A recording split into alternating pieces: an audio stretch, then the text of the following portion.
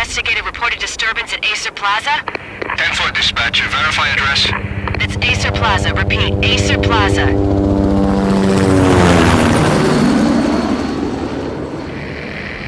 Shots fired on the rooftop. An assault in progress at Acer Plaza. Repeat, an assault in progress.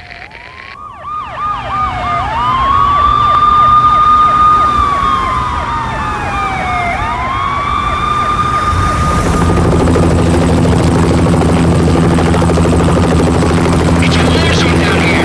1085 dispatcher, need additional units. Additional units now. Officer in danger. Officer in danger.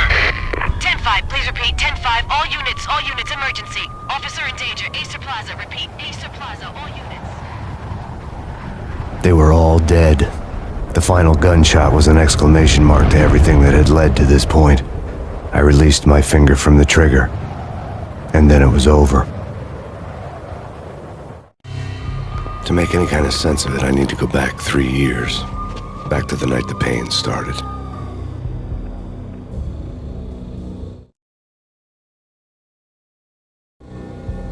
I was still on the force back then. NYPD, Manhattan, Midtown North Precinct, Hell's Kitchen.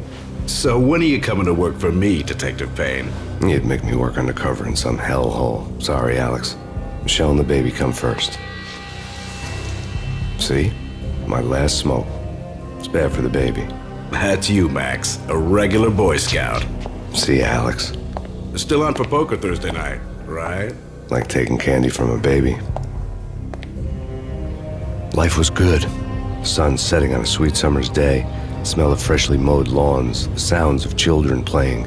A house across the river on the Jersey side. Beautiful wife and a baby girl. The American dream come true. Honey, I'm home. But dreams have a nasty habit of going bad when you're not looking. The sun went down with practiced bravado. Twilight crawled across the sky, laden with foreboding.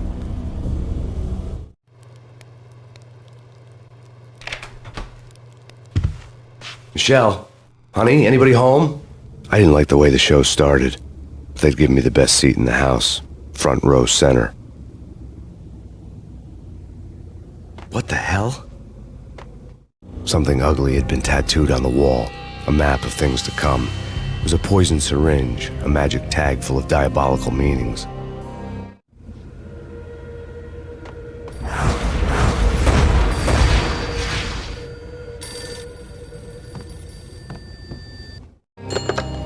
Listen, someone's broken into my house. Call 911. Is this the Payne residence? Yes, someone's broken into my house. They're still here. You have to... Good. I'm afraid I cannot help you. Who is this? Hello?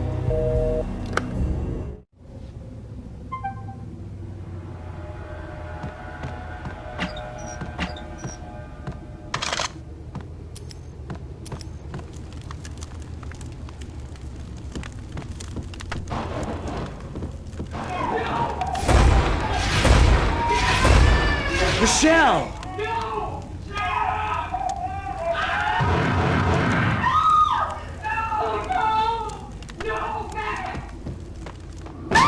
Michelle! It's coming. Freeze! NYPD, drop it! Coming!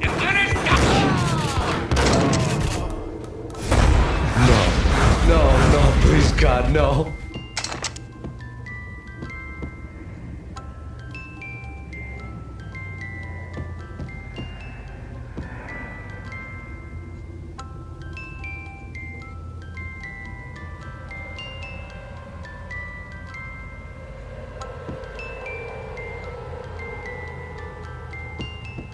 The flesh of fallen angels!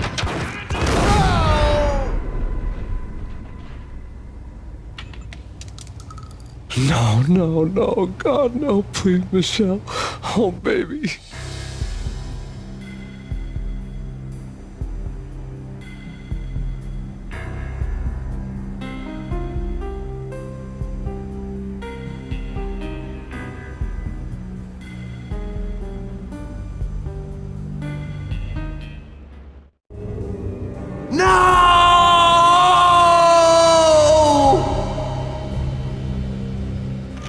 That was 3 years ago.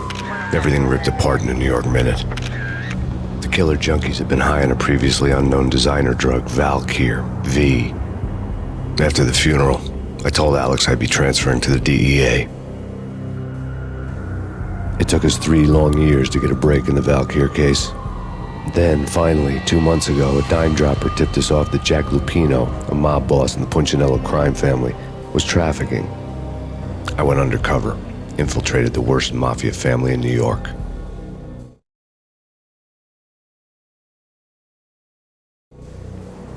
I came in from the cold and the dark. Outside the city was a cruel monster.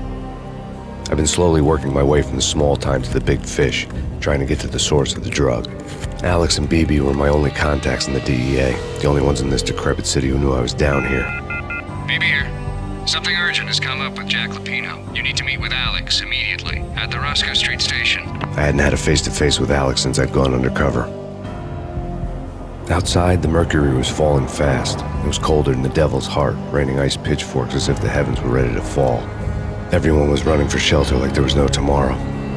It didn't get any better when I got to the subway. The feeling hit me like a point-blank shot straight in the face.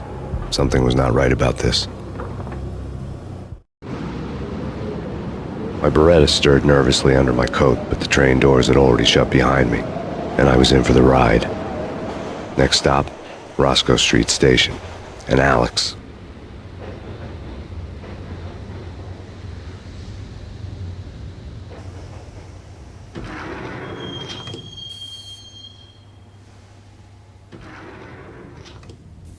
The station was drenched in gloom. Alex was a ghost, nowhere to be seen. I'd have to look for him.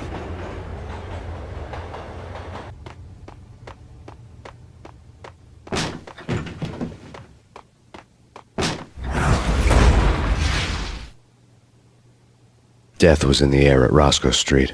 I'd have to find Alex fast.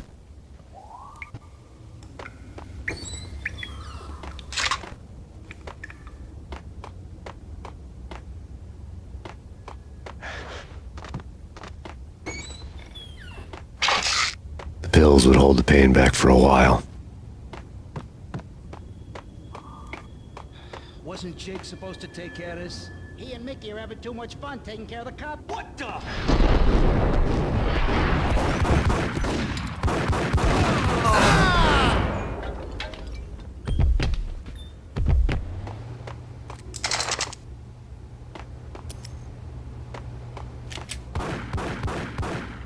Yeah, he's dead, all right.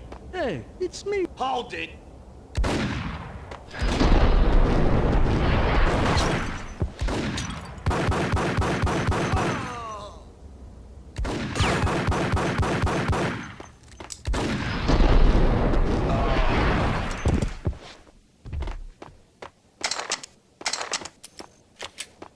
Yo, guys. Hey, what the?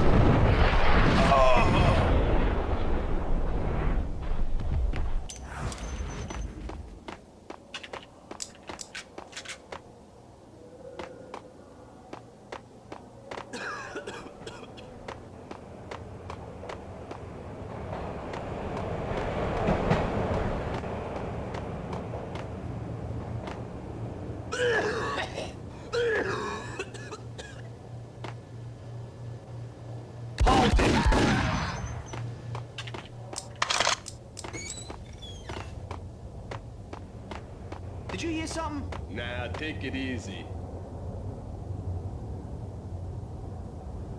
Hold it.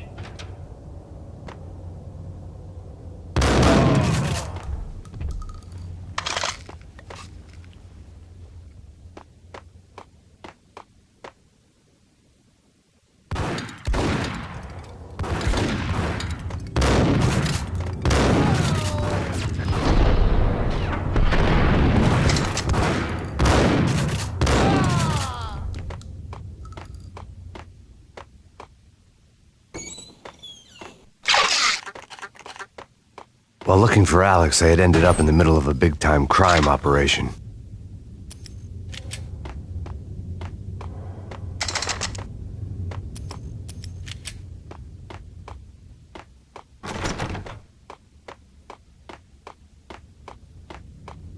Roscoe Bank.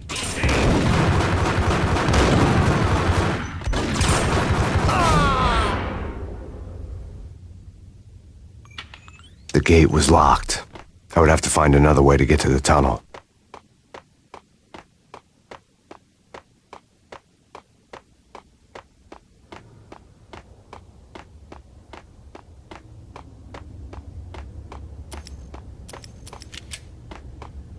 Kiss it goodbye.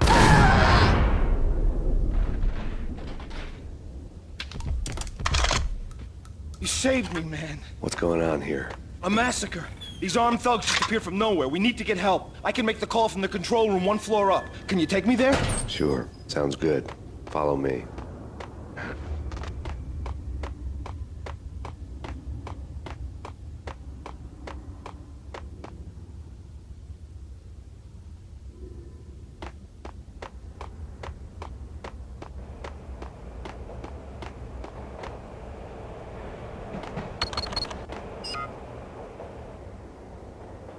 Home free. This way. Hey! Look out!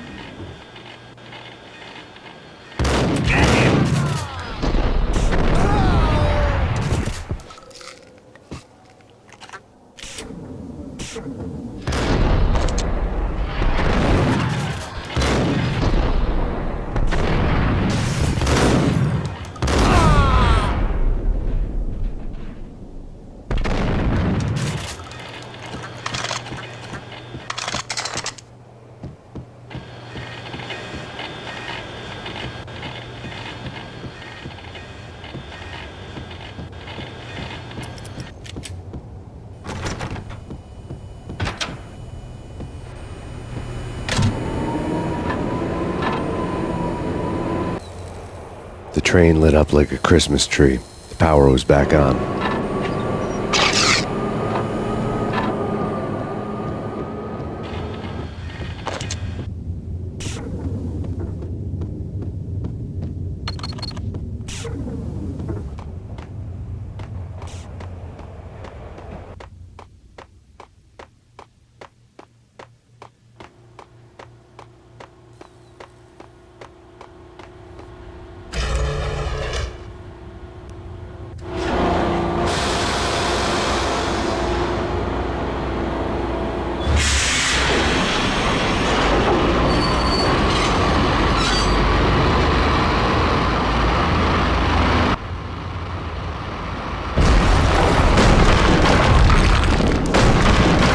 So much for being subtle.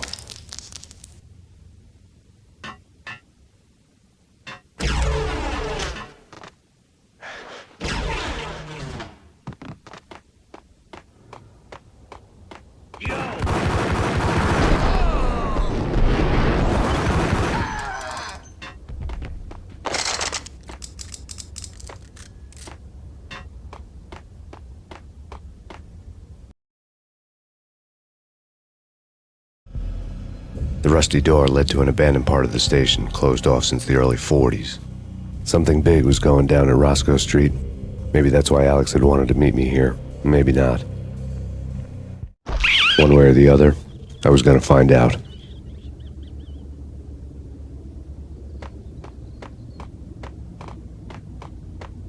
No way.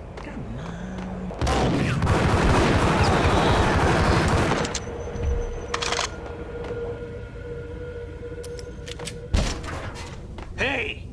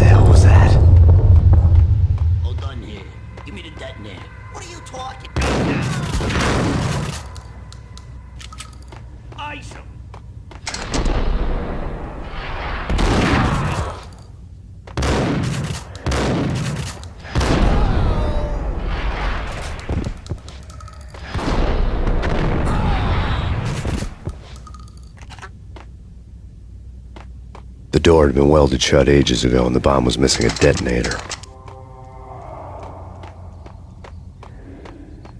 Okay, fellas. The police are on their way. New York's finest. They're gonna be here soon. So stick to the plan.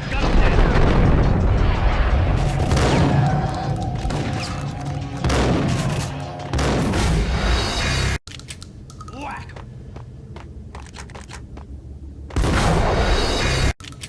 Whack the sucker! Hold it!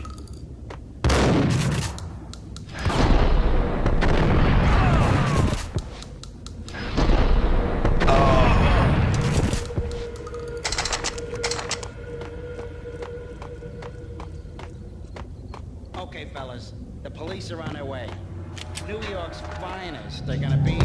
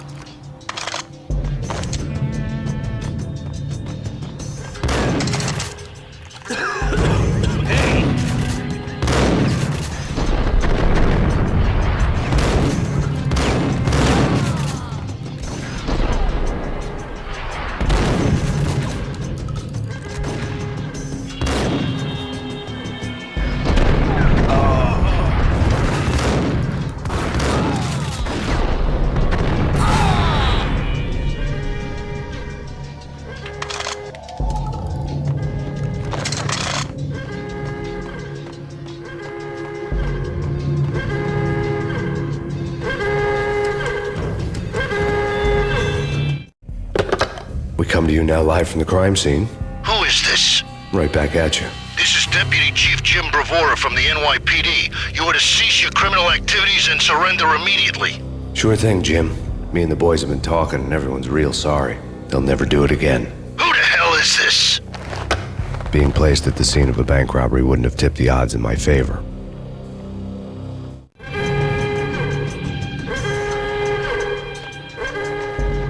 The bank robbers had left their tools on the table.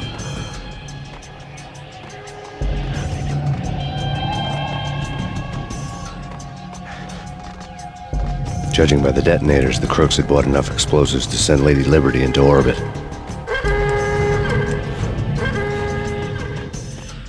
The bank robber's score lay on the table. The bank robbers had been after Acer Corporation bonds. The Acer success story had recently been on every channel and on the cover of every magazine.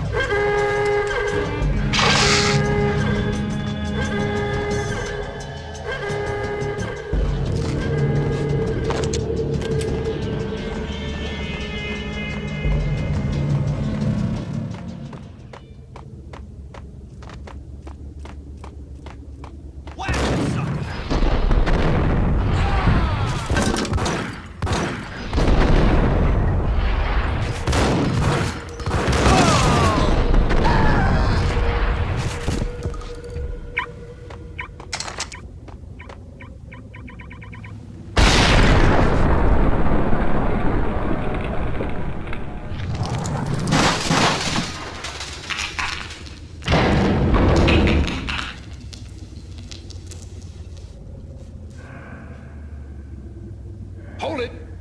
Max! Jesus, you almost gave me a heart attack! I nearly shot you! Alex, I'm glad to see you. What the hell's going on? There are more corpses here than at the city morgue! It's an armed robbery. A tunnel job straight to the Roscoe Bank vault through the old station wall. Is this why... This is Lupino's gig? This is Lupino's doing? Lupino's men? Really? You sure know how to pick a place? Can you get through? No, it's locked. We gotta get out of here. If it's Lupino, it's... Alex? Alex! There was nothing I could do. He was dead. I could tell by the empty, accusing stare of his eyes.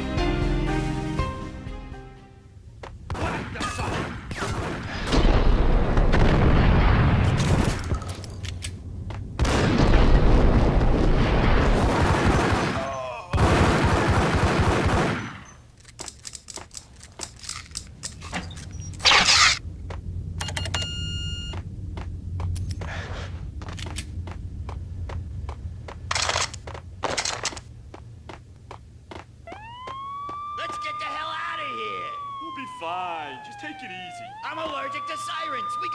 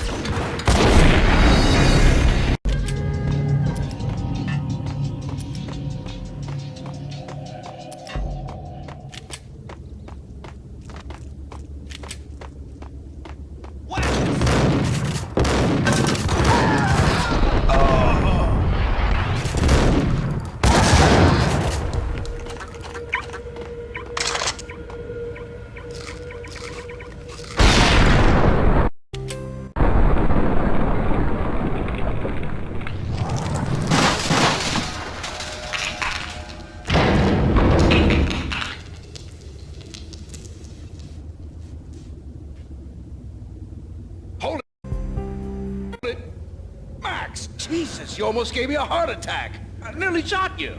Alex, am I glad to see you. What the hell's going on? There are more corpses here than at the city morgue. It's an armed robbery, a tunnel job straight to the Roscoe Bank vault through the old station wall. Is this why? This is Lupino's gig? This is Lupino's doing? Lupino's men? Really? You sure know how to pick a place? Can you get through? No, it's locked. We gotta get out of here. If it's Lupino, it's... Alex? Alex! There was nothing I could do. He was dead. I could tell by the empty, accusing stare of his eyes.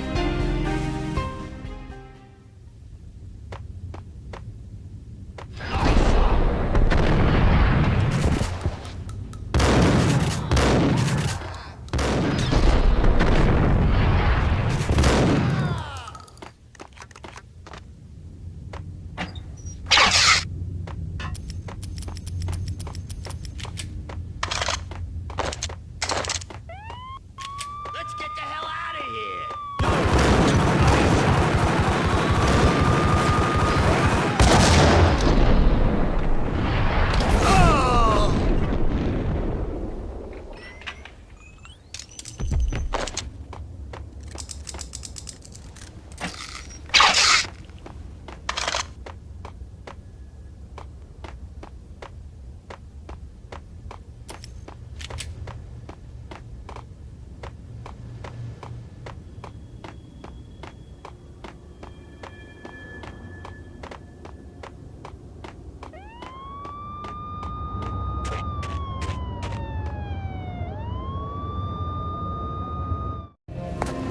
Alex had kept me relatively sane for the past 3 years. Now I didn't know how I felt. Somehow he had stumbled upon something big and ended up stepping on Jack Lupino's toes.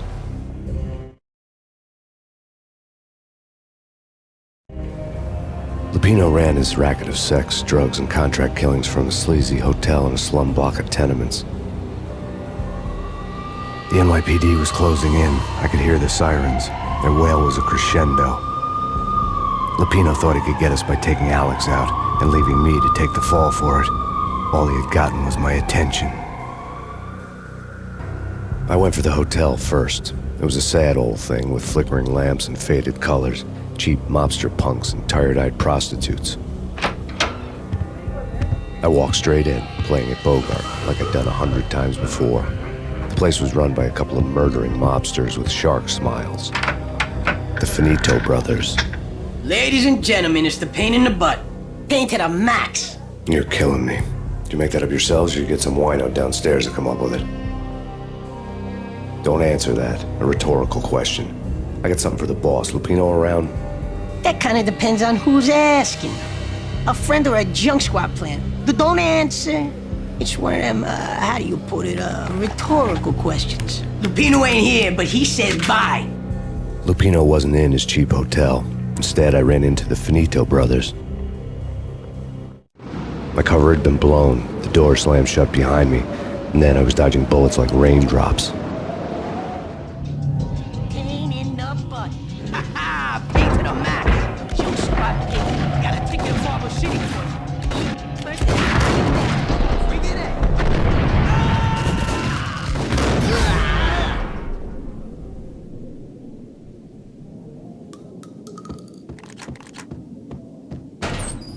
desk caught my eye.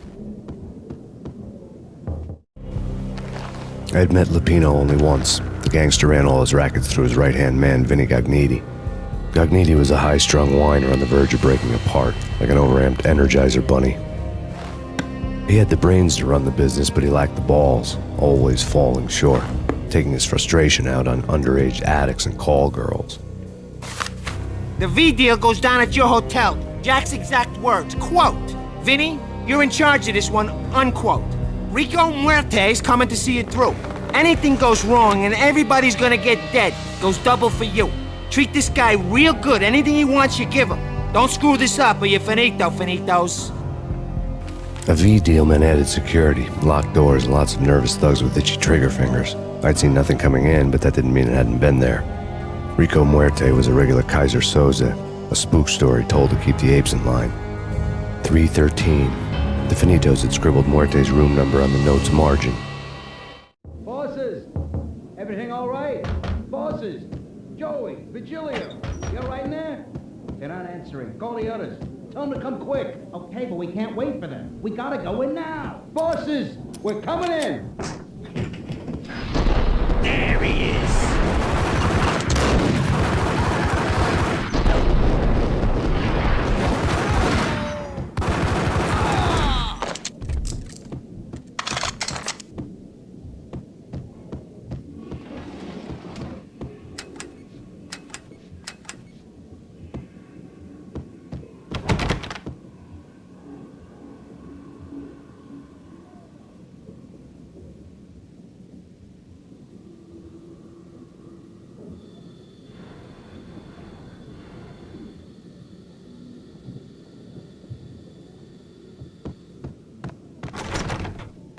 Getting out was not going to be easy.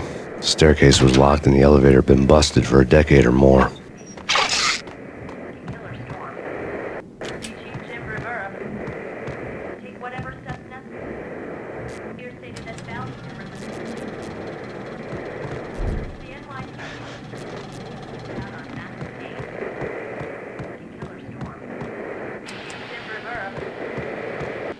In his press conference today, the mayor stated that Valkyr represents a clear danger to New York and called for drastic actions to eliminate the problem. On today's top story, the Valkyr crisis worsens with the murder of DEA Special Agent Alex Balder. Special Agent Balder had been shot repeatedly from a point-blank range. The gunman has been identified as Max Payne. The noose is sure to tighten around this fugitive criminal as more NYPD units join the search to apprehend him. I had just gotten my 15 minutes of fame.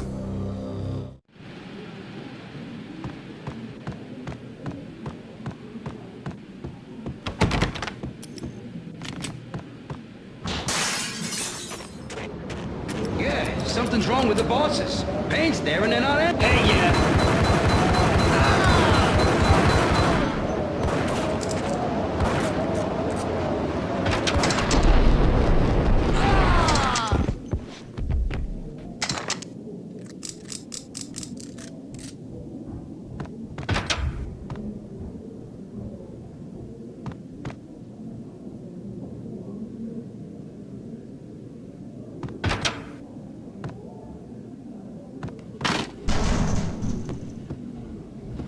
Yo!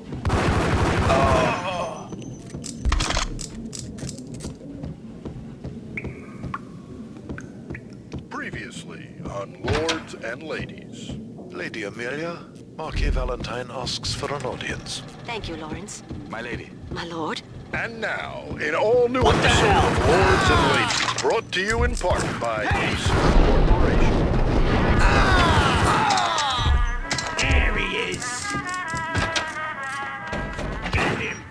My lady. My lord. My lady, that is a matter of great importance. V-head junkies could go off without a warning. I had to be careful. Indeed, my lady, there is indeed. From the very first the forest path, there has been sunlight in the autumn, blazing like the colors of your hair. Oh, my lord, you should not speak so. But my lady, I must. My lord, no. I beg you, this cannot be. This must not be. But why, my love, why? My lord, it is too dreadful. Do not force me to speak the words. My lady, I beg of you, I must know. I would rather die than not know. Yes, my lord, we should both be dead, for this shame is too great. I am... My lord, I am your long-lost sister.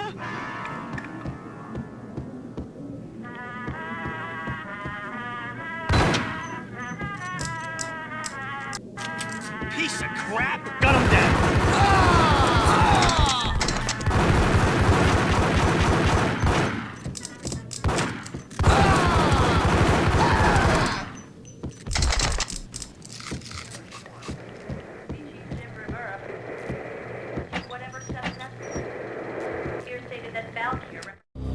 Tonight, the city's fight against the nightmare drug Valkyr took a turn for the worse as DEA Special Agent Alex Balder was found brutally slain at the Roscoe Street subway station. A suspect was seen leaving the site only moments after the shots had been fired, and the NYPD is currently in pursuit of Max Payne, a repeated felon believed to be armed and extremely dangerous. And now the weather. The worst winter storm in recorded history continues to pound the city. The NYPD is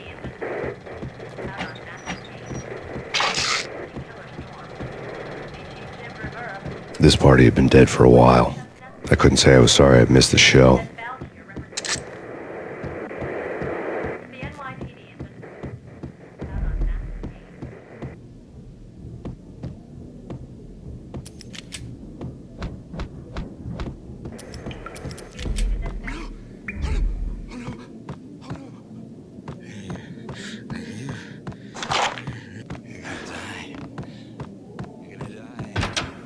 Gun him down!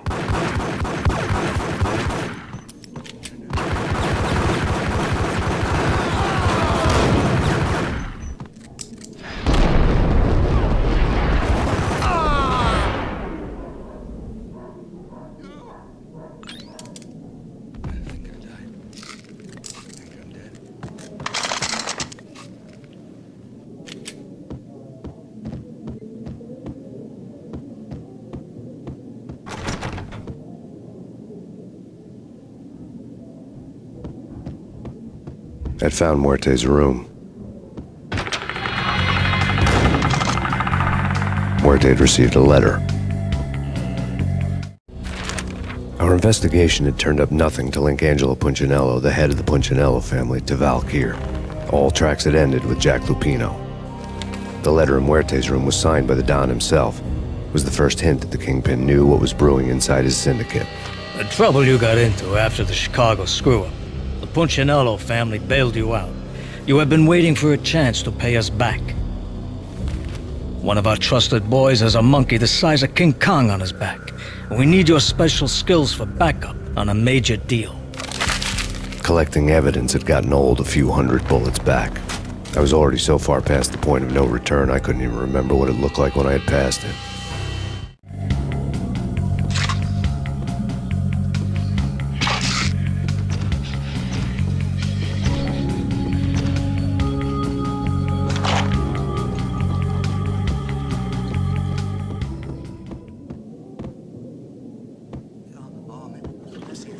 Hey!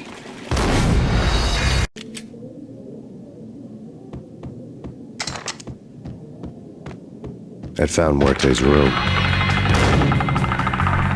Muerte had received a letter.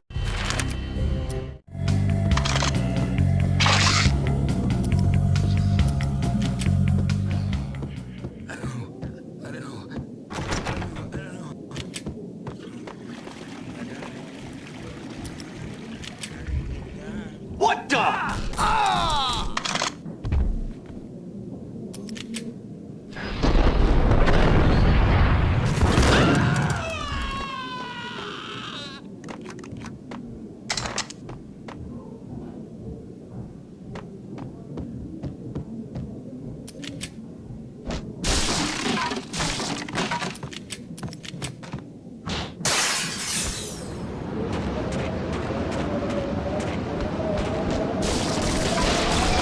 I didn't want to know what had happened here. It was not a pretty sight.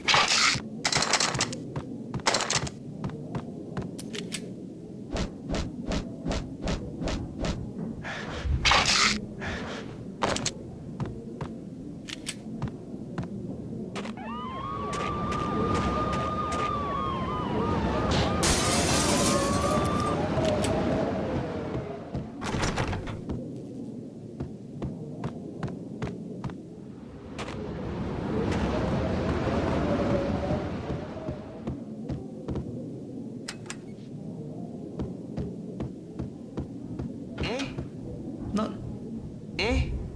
Whack him!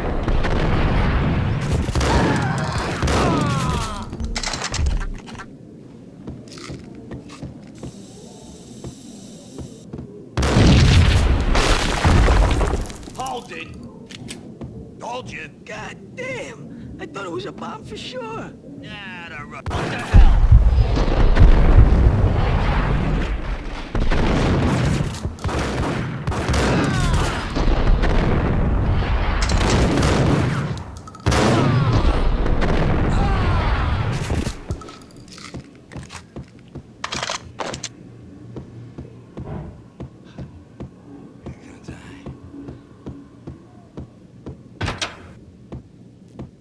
The hooker had left her diary on the table.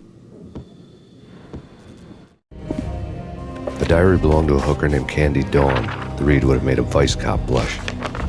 Had talks with the mystery hag over the phone again. Sent her the latest One-Eyed Alfred tape. As long as the hag keeps paying for the tapes, the old man could come every day for all I care. She had a nice sideline, making secret X-rated flicks of her clients and selling them to the highest bidder. It would get her killed if her V-fix for the day didn't do it first.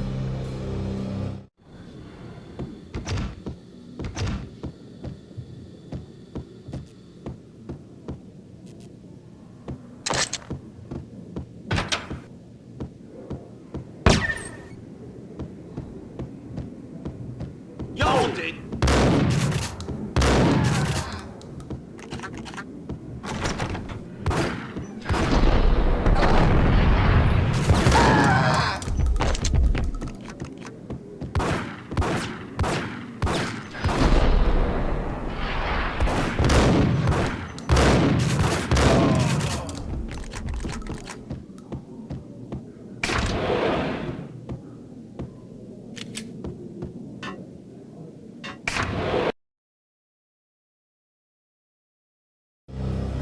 The old service elevator rumbled down to the bowels of Jack Lupino's hotel.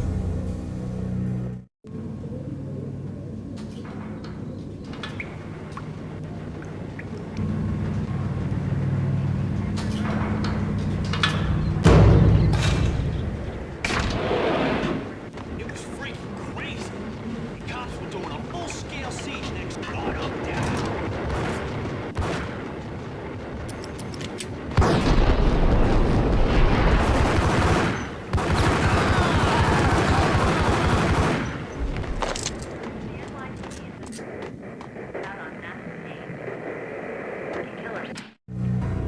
A winter storm warning is in effect in the whole tri-state area, as both freezing rain and heavy snowfall continue. Many roadways are already closed, and people are advised to stay indoors. The severe blizzard has ravaged New York for 3 days now, with no end in sight. We'd been snowed from the start in the Valkyr case. The forecast said there was plenty more where that had come from. But the snowbound city was on my side. Less chance of innocent bystanders getting caught in the crossfire.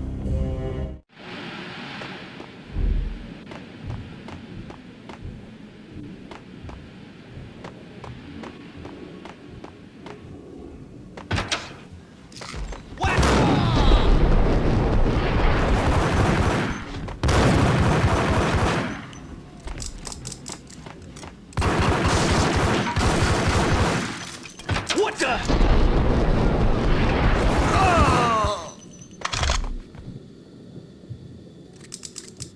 Exhibit number 1, a newspaper. A dead man tied to a chair lay on the boiler room floor.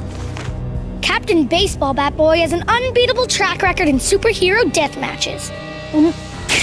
But a 6-pack of root beer gets me every time. The murder weapon was a baseball bat, now lying in a pool of drying blood next to a newspaper folded open on a Captain Baseball Bat Boy comic strip.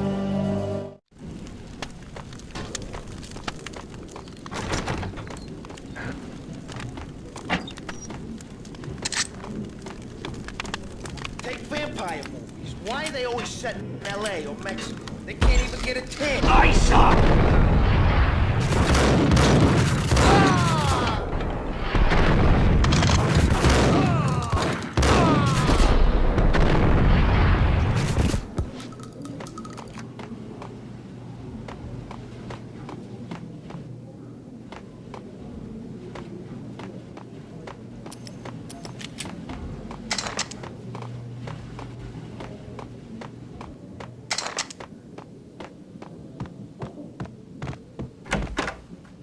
the guns.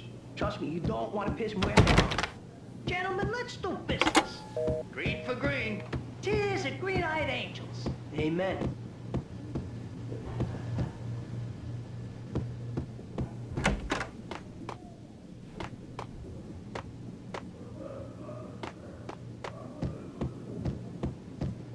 A locked door barred my way.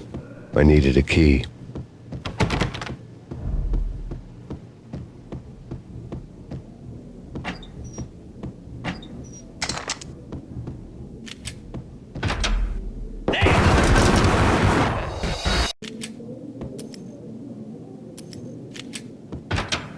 Gun him down.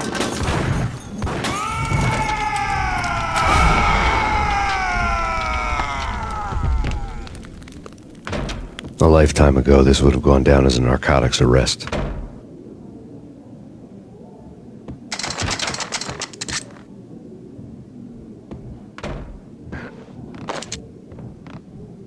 There was a key on the table.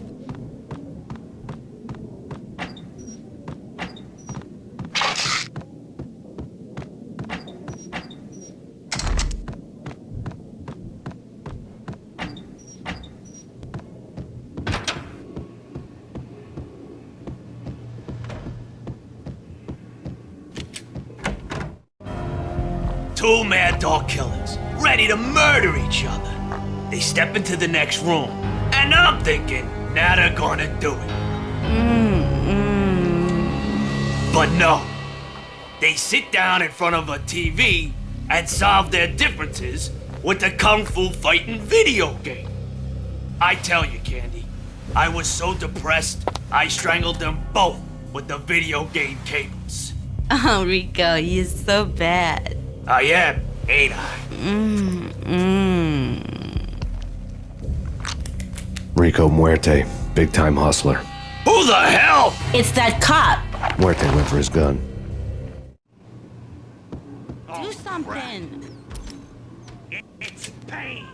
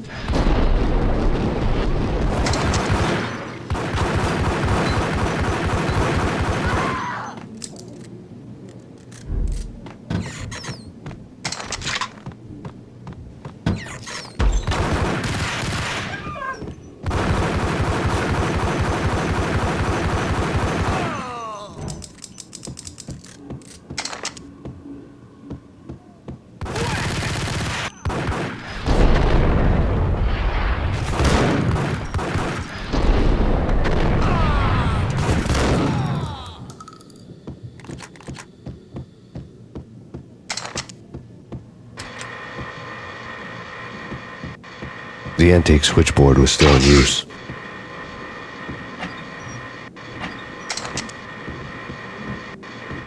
There was an old telephone switchboard in the back room of the reception area, the kind that made phone tapping child's play. It wasn't hard to picture a fat pimp sweating with headphones on, listening to his hookers talk dirty and fake orgasms over a web of party lines, the blood veins of New York. Right now, there was a different set of moans and groans going on. Boss, Corneli, this Max Payne. He came, started capitalist.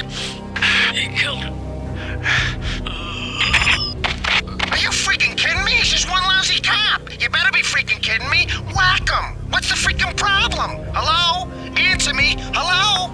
The word was out. A deadly virus released into the city's corrupt circulatory system. Something wicked this way comes. Max Payne at large.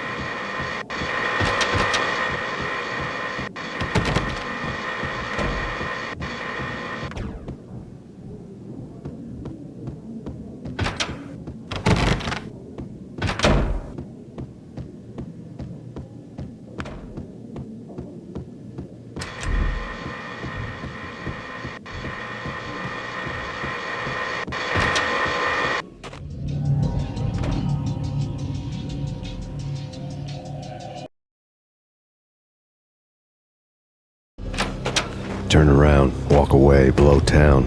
That would have been the smart thing to do. Guess I wasn't that smart. Lupino's tenement buildings were a seedy hangout for all kinds of sleaze. A liquor store, a pawn shop, a laundromat full of mobster bookies and loan sharks. The list went on. The how and why of it was a mystery to me, but they knew I was a cop. They knew I was coming, and they were going to get real trigger happy about it. I got to see Lupino's hangout all lit up. A bomb went off, turning snow into liquid gold. A pillar of fire lifted the remains of a car straight up into the air. The flames were highlighted on the hood of a black Mercedes-Benz as it coasted down the street real slow, as if the driver didn't have a worry in the world. I got a good look at the man riding shotgun. It was Vladimir, the head of the local Russian mob, the fly in Don Punchinello's soup. The ringing in my ears was the sound of a mob war being waged.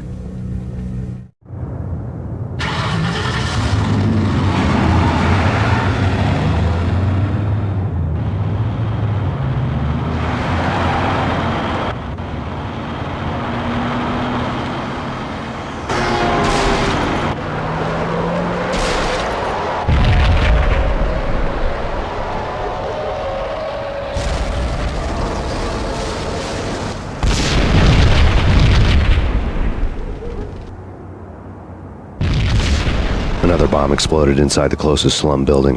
It was a lucky break. The goons inside were spooked, but luck always came with a price tag. More bombs could still be ticking inside, and the cops would already be on their way. Jack Lupino's suite was on the top floor. At least it used to be, before the explosive makeover.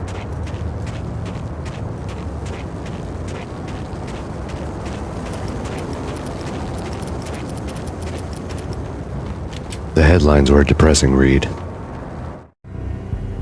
The headlines were screaming bloody murder. The storm was a screaming duet with the approaching prowl car sirens. It was all a scream when you were down for the count and wanted for murder.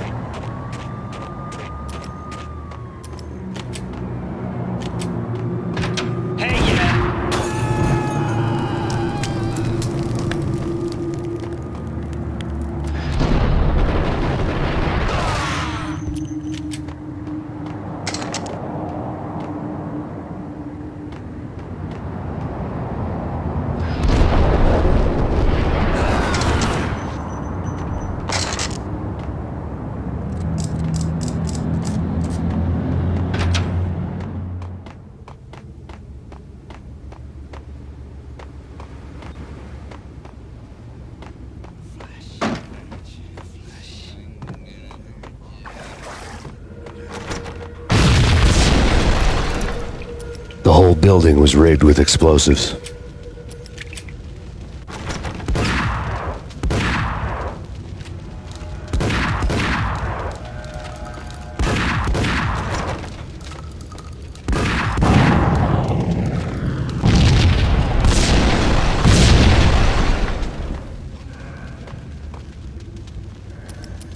What the?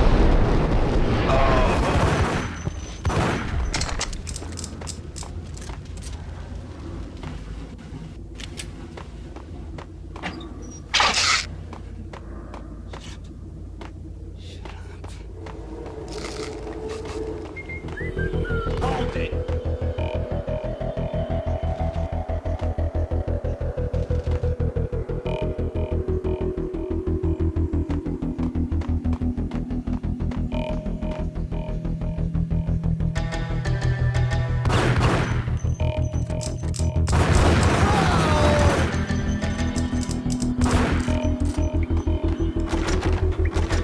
What the hell?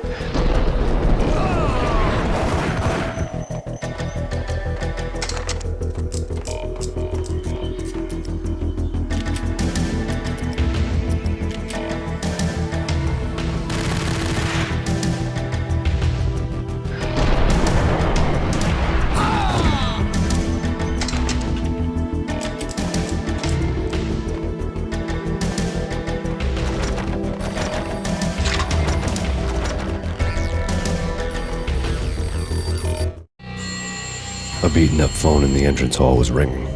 It could have been just a junkie in need of a fix, but it turned out to be something more sinister than that. Am I speaking to Mr. Payne? Who wants to know? My name is Alfred Wooden. You must hurry. The police are on their way. Tell me something I don't know. They know you're there. How? And what's it to you? I will contact you again. The cops arrived, sirens singing in the off-key harmony of a manic-depressive choir. I had a few minutes while the SWAT team would go through their usual routine. By the time they busted in, I needed to be long gone. Max Payne, this is Deputy Chief Jim Bravura from the NYPD. Drop your weapons and come out with your hands above your head.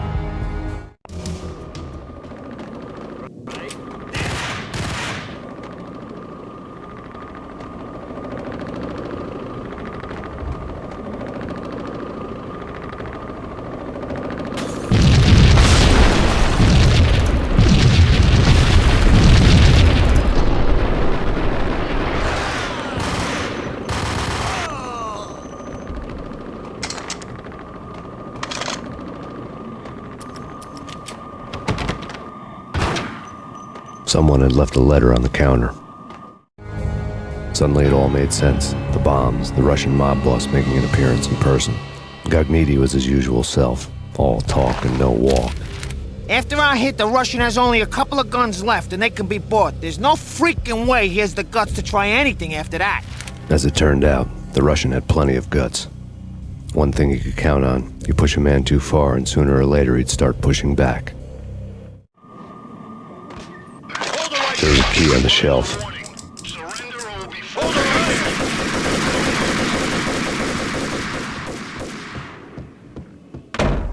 Hold it!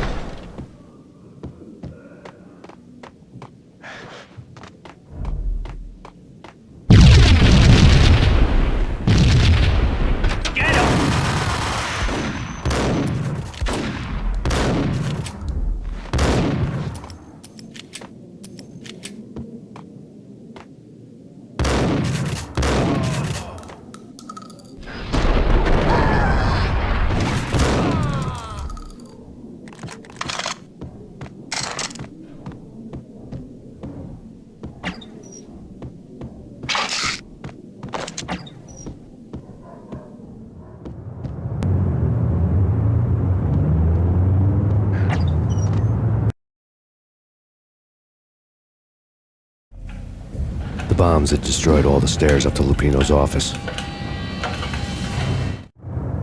The alternate route led there by way of adjoining rooftops.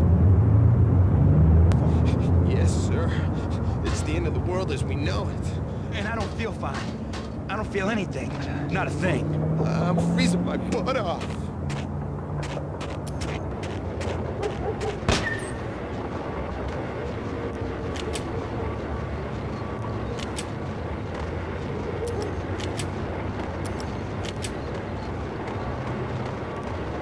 To get to the roof, I'd need to get to the elevator through the locked door up ahead.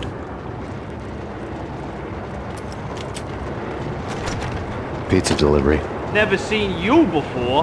Buzz off, Joker.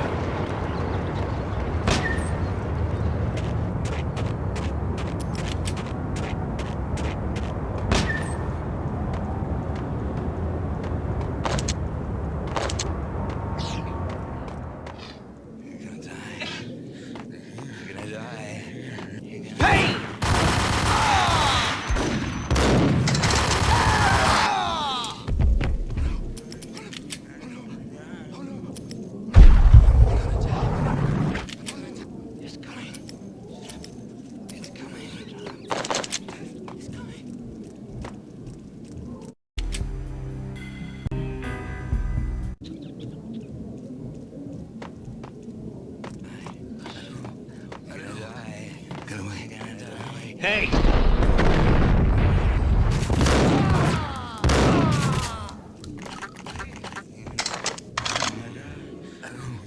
I don't know.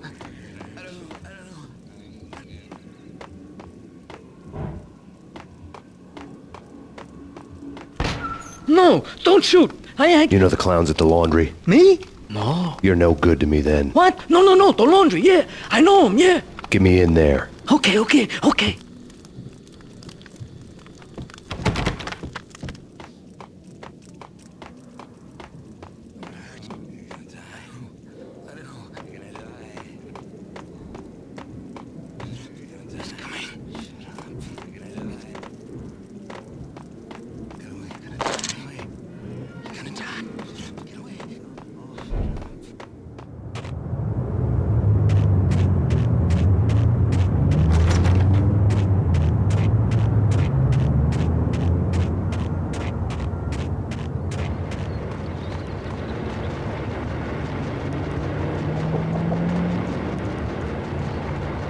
It's me. Open up. Let me in, quick. Not so fast.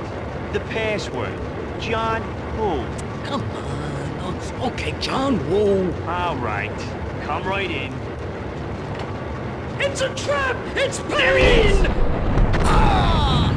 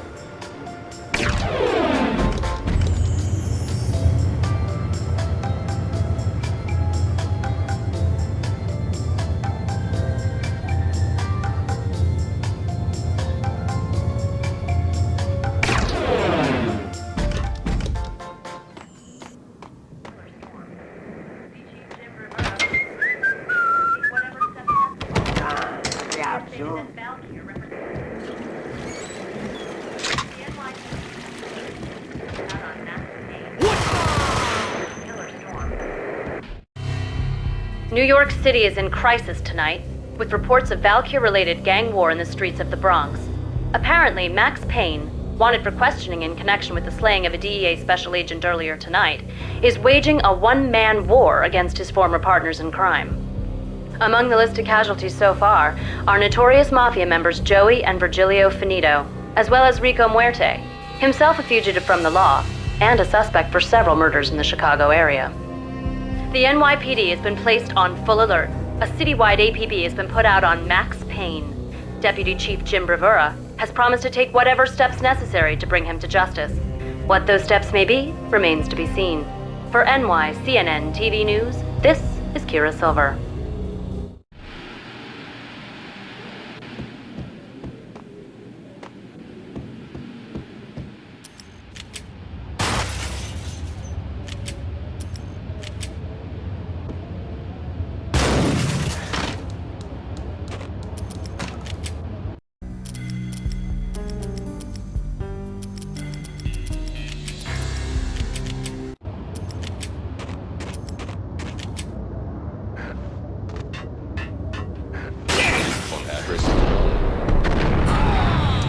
I don't want to go there.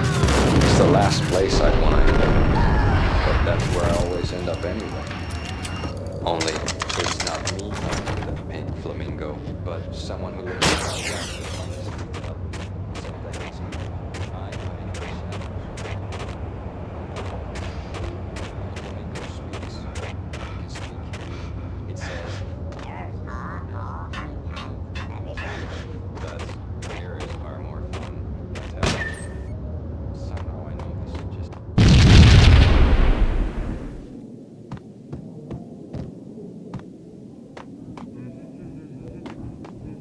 Red, blue, or green? It's always red or blue in the movies. So, green? No, no.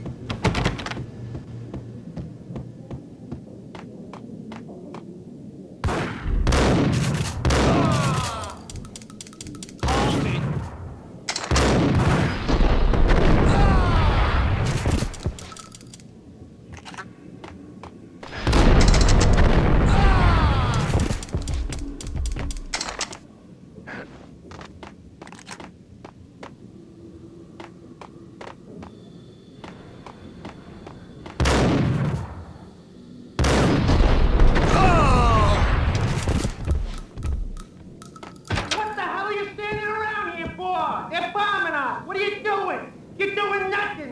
What are you doing? Vinny got needy. Just the man I've been killing to see. Payne? Freaking fed! I knew from day one there was something screwy about you. What do you think you're doing? You're a freaking cop. You ain't got squad on us. You can't just come in here waving your piece like it meant something. Yeah! Oh my God! Oh God, you shot me! Ah! You're dead, Payne! What the hell are you waiting for, you apes? Kill him! Kill him! With pleasure, boss. Gagnetti bailed. I made like Chow Yun Fat.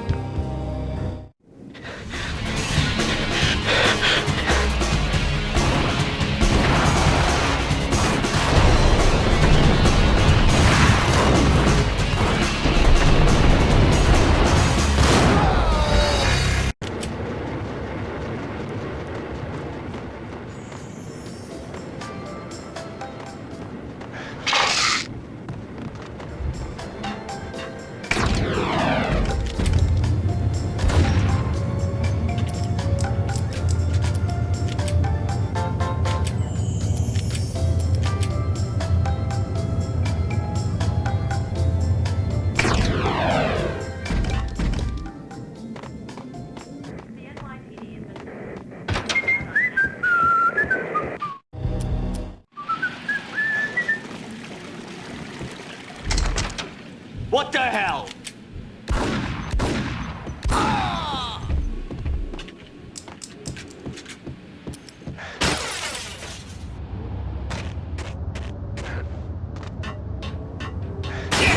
Address unknown. I don't want to go there. It's the last place I want to end up. That's where I'll It's not me talking to that pink flamingo, but someone who looks the part.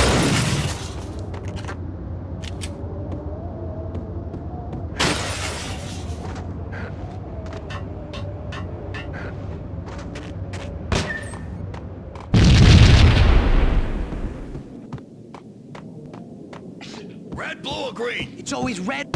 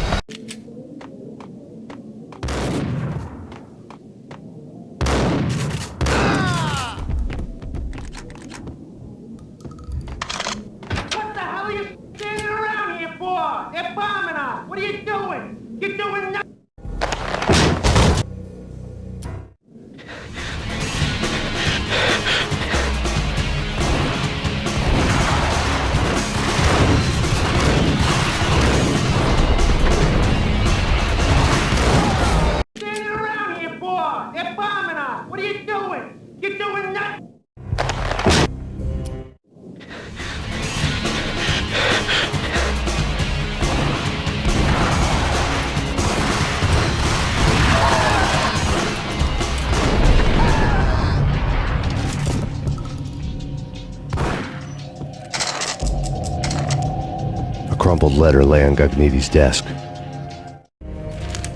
The letter was addressed to Don Punchinello, but Vinny had never had the nerve to finish it. Jack's gone voodoo. Just the other night, he shot Dino because he wanted to see what his brains looked like splattered on the wall. He's a freaking mad dog. We're running out of men and business fast. Gagniti had been living in mortal fear of his boss. Jack Lupino was a psycho.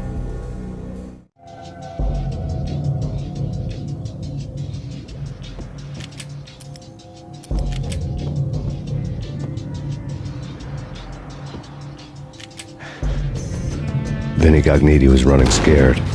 He could run, but with a bullet in his stomach like a broken bottle of Tabasco, he was quickly running out of time.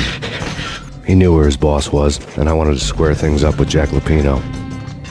Gagniti would be moving fast. I don't know about angels, but it's fear that gives men wings.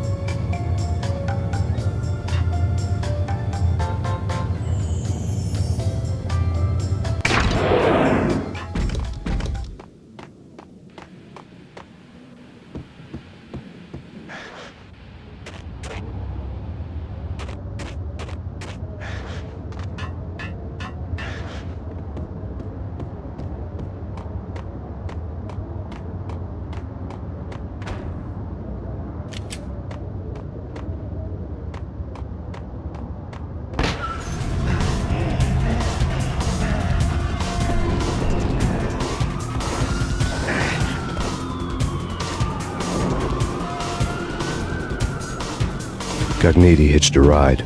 To catch him, I'd have to follow his lead.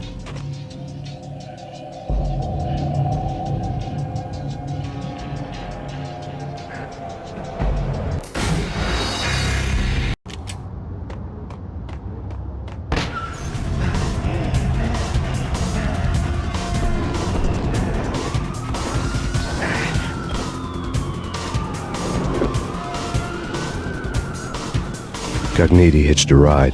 To catch him, I'd have to follow his lead.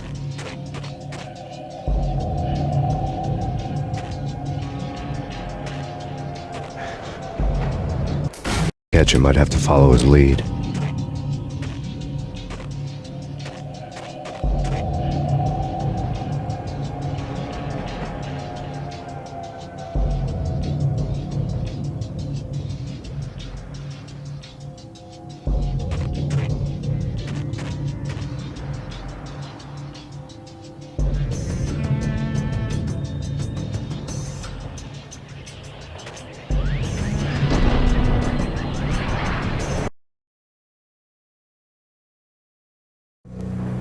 This was my second train ride of the night. The way it started didn't promise anything better than the last one. Freezing wind tearing at my face like sandpaper and razors, ice hard and slick under my hands and feet, and somewhere in the background the wail of sirens, the city howling after me. New York sped by in fast forward, dark rooftop water towers and a dead forest of antennas and chimneys, all a blur. When the train he was riding slowed down, Gugnetti made his move.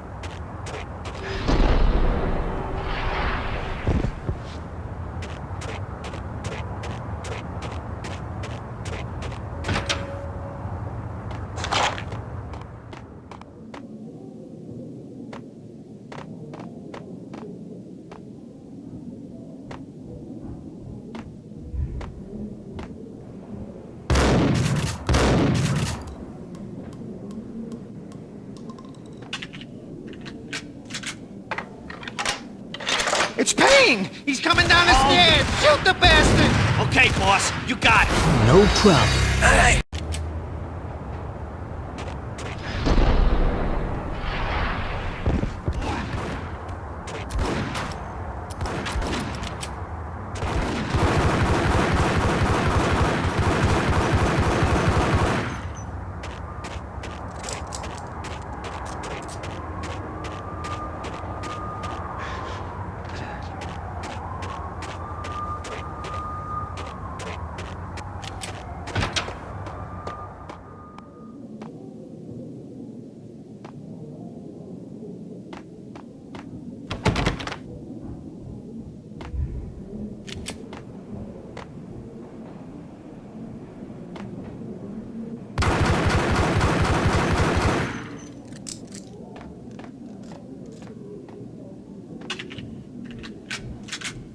Payne! He's coming down the stairs! Shoot the bastard! Okay, boss, you got it. No problem. Hey!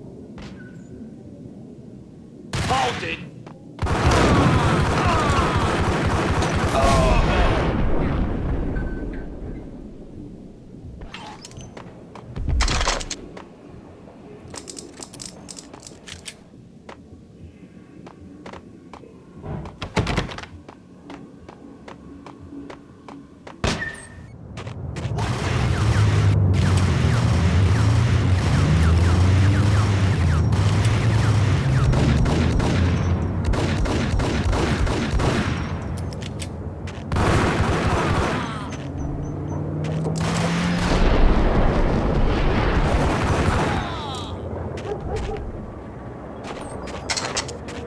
What the hell?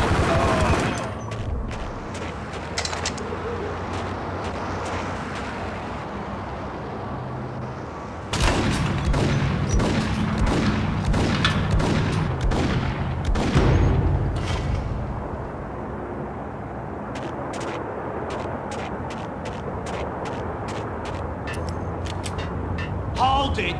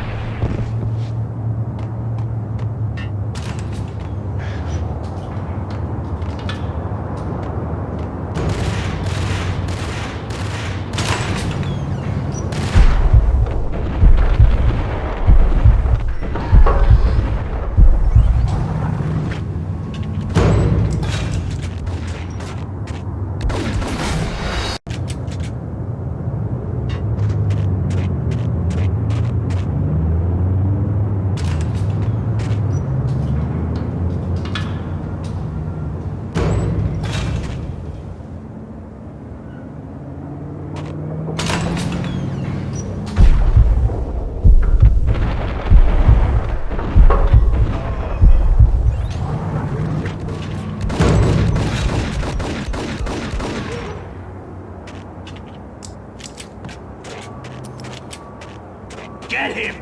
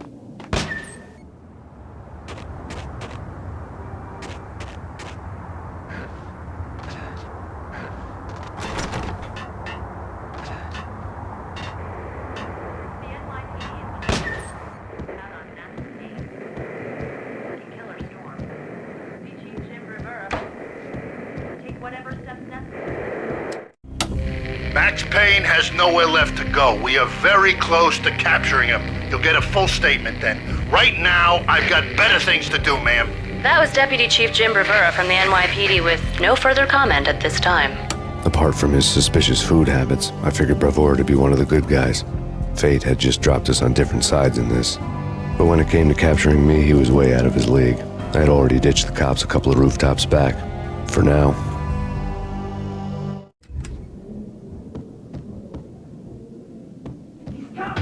I can hear him. Ready? Keep your guns pointed at this door. Okay. There!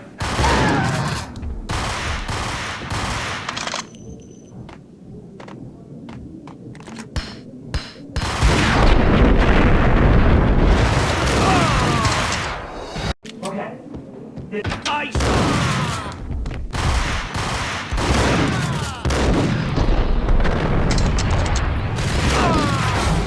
Okay. What the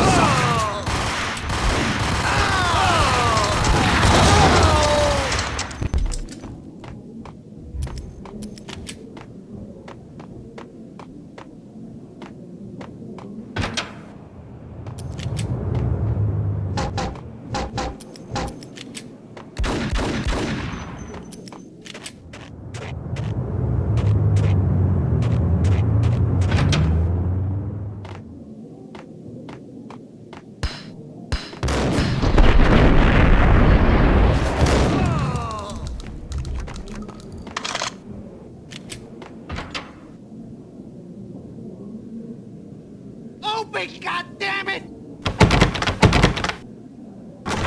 Payne! I'll kill you, you lousy freaking cop!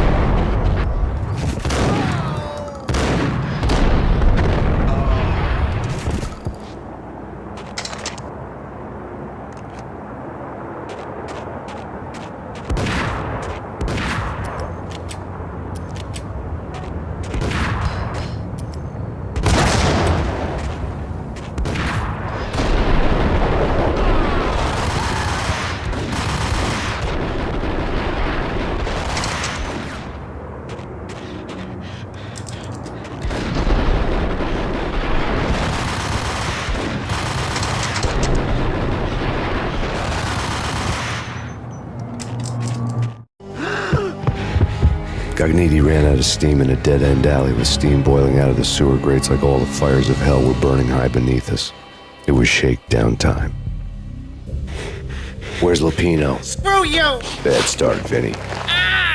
Police brutality! I rate pretty high on that. You can't just hurt me in cold blood! Just keep telling yourself that. Listen good, Candyman. I'm not gonna be anybody's fall guy. I wanna know where your boss is hiding. There was no glory in this. I hadn't asked for this crap. Trouble had come to me in big dark swarms. The good and the just were like gold dust in the city. I had no illusions. I was not one of them. I was no hero. Just me and the gun and the crook. My options had decreased to a singular course. I'll tell you, just don't hurt me no more. Lupino's at Ragnarok, the nightclub. Book me, take me, haul me to the freaking jail, just don't hurt me. Your rights will be read at your funeral.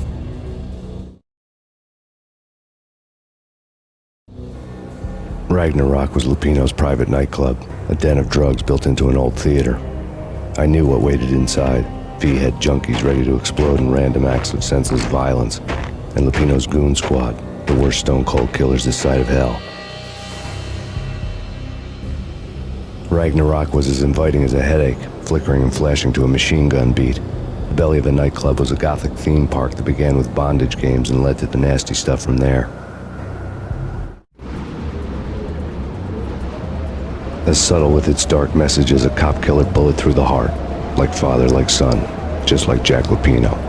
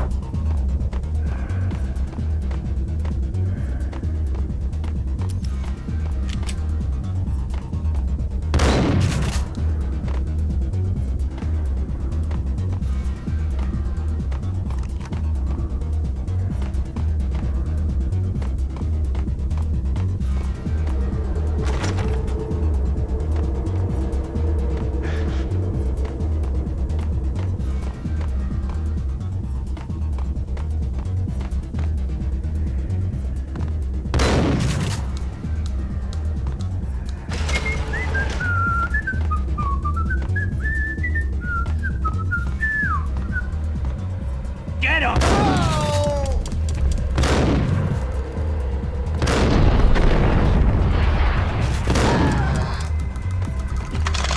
The book had never been a bestseller.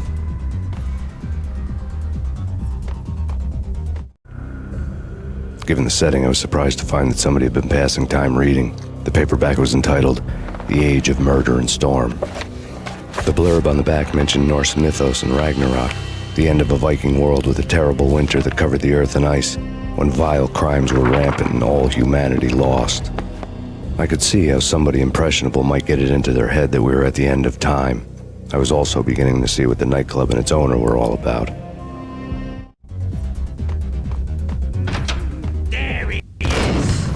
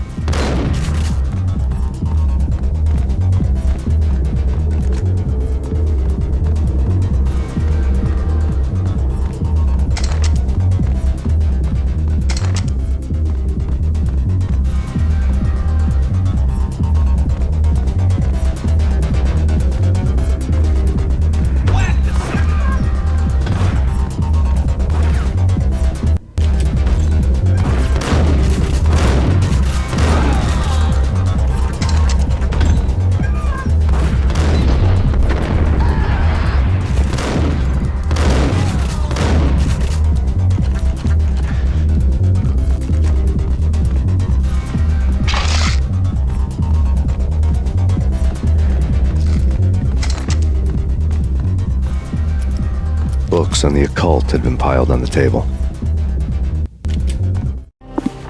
The room was stacked with light reading, such as Necronomicon, Witchcraft, and Paradise Lost.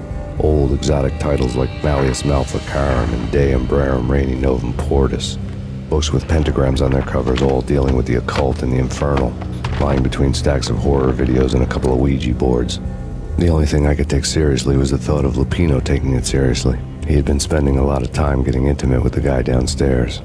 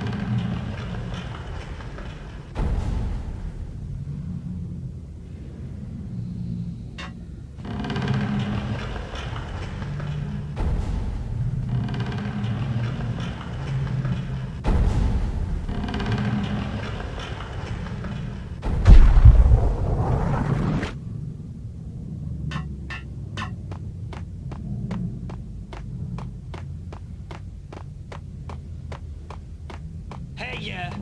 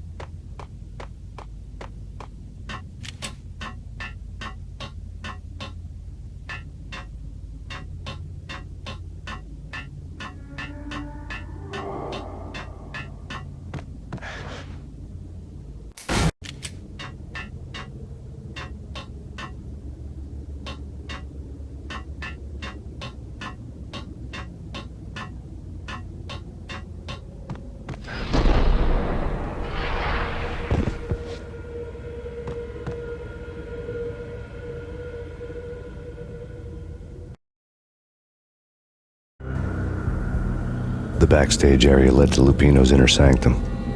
The hot air inside was like an invisible wall, thick with incense and something else, a sickly sweet smell that made you gag. This was the rotten core of the Big Apple. Lupino lurked somewhere ahead, like a spider at the center of his web, waiting. The vapors in the air started to make my head swim. Torn pieces of a letter lay scattered on the sofa.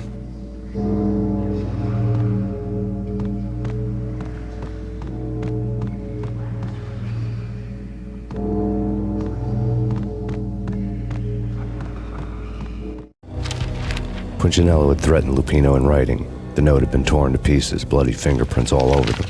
Don't want you to think that one of my boys is not playing with a full deck. Shape up, Jack. We are running a business here. I'd hate to send the trio to strong-arm you. The trio were the Don's notorious henchmen. It was obvious that Lupino hadn't been intimidated by the threat.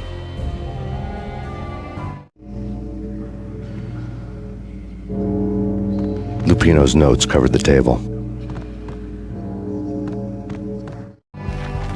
Jack Lupino was crazy, all right.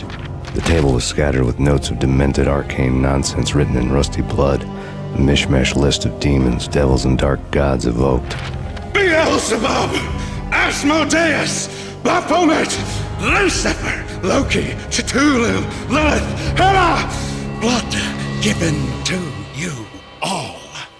He was after that old Faustian deal, your soul for power and fortune.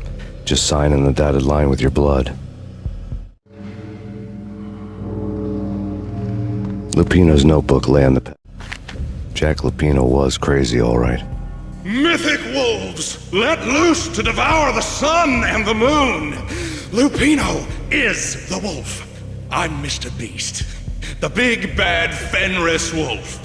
I'm the end of the world man, wearing the flesh of fallen angels. After Y2K, the end of the world had become a cliché. But who was I to talk? A brooding underdog avenger alone against an empire of evil, out to right a grave injustice. Everything was subjective. There were only personal apocalypses. Nothing is a cliché when it's happening to you. Pedestal. The flesh of fallen angels! Come to me all! Astaroth, Beelzebub, Asmodeus, Baphomet, Lucifer, Loki, Satan, Cthulhu, Lilith, Hela! Blood to you all!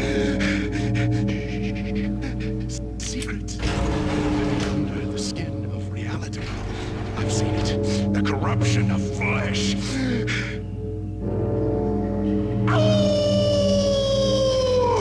I'm the wolf, yeah!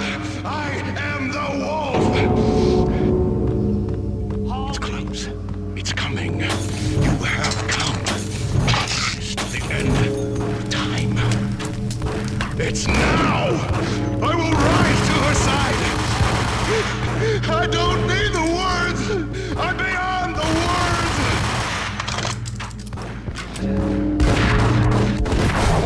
Secret.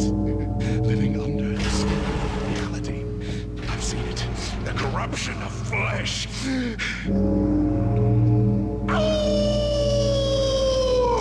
I'm the wolf, yeah! I am the wolf!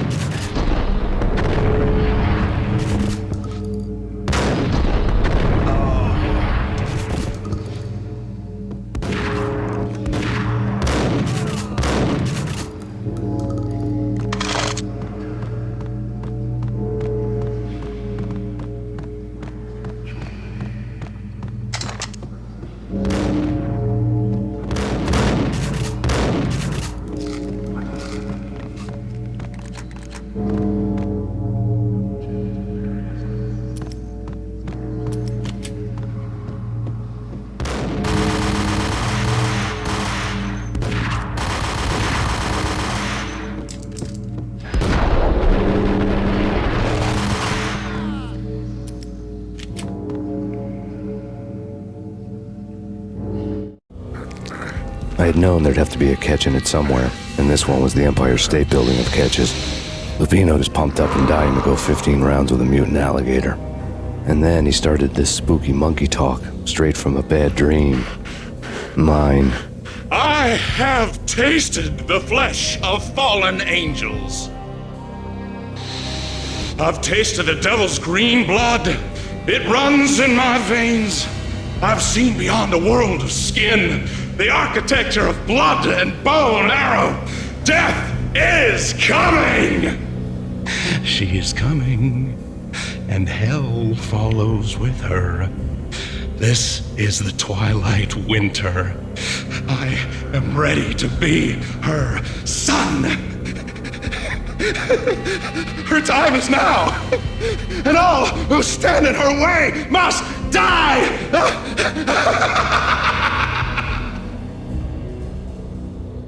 Die!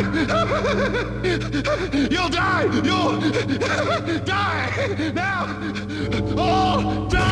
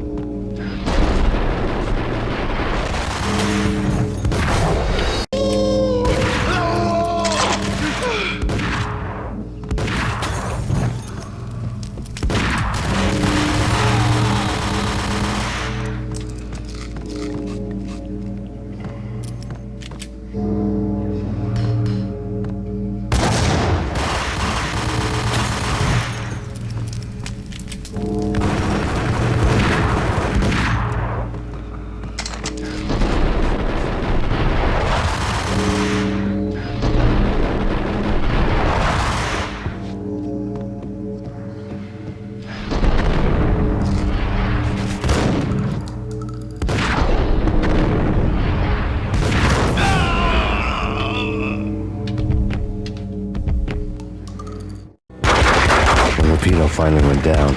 I wanted to make real sure he'd stay that way. V was a bad monster. Turned them into friggin' zombie demons from outer space. I think he's dead already. Huh? And that's when it happened. But dead or not, you've got the wrong guy. In stepped this knockout femme fatale, holding a gun to my face. I returned the favor. Lisa Punchinello. Lisa Punchinello was the Don's wife. Mona Sachs. Lisa's evil twin. Your safety's off, evil twin. You might hurt someone with that gun of yours. Lisa's the damsel in distress. I'm the professional. I'd blow you away without batting an eye. Sure, and you can check out my credentials splattered all over this joint. Jack couldn't have framed you. Not the state he was in. We're after the same slime bag. Angelo Punchinello's the one who murdered your friend and framed you with it. You know this for a fact. I've got my sources. I don't have a clue these days. I just shoot them as they come.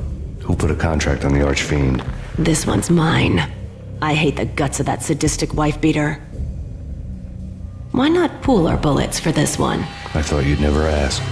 My finger was starting to twitch. How do you like your whiskey? I'm easy, as long as you don't try to slip me a Mickey. You're a real angel, Max. It was good stuff. Tasted sweet as honey going down. Nothing personal. Can't risk you going berserk and getting Lisa killed.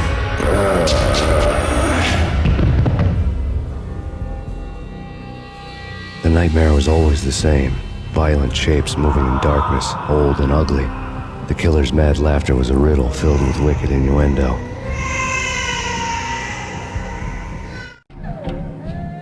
Somewhere, the baby was crying.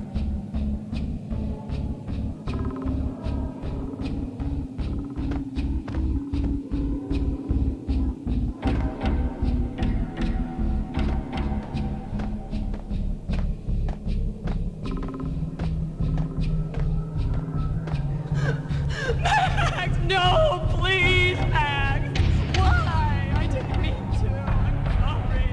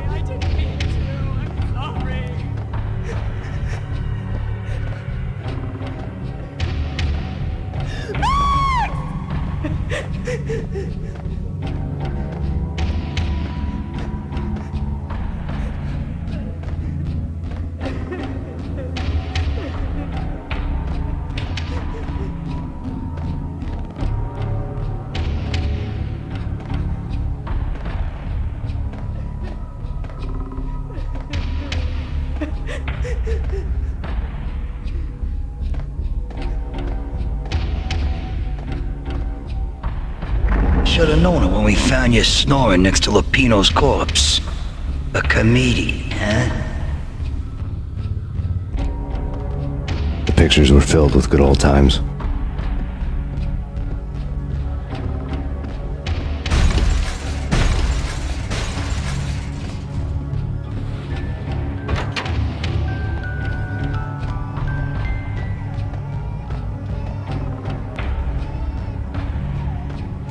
I really love to watch cartoons. Captain Baseball Bat Boy is my favorite.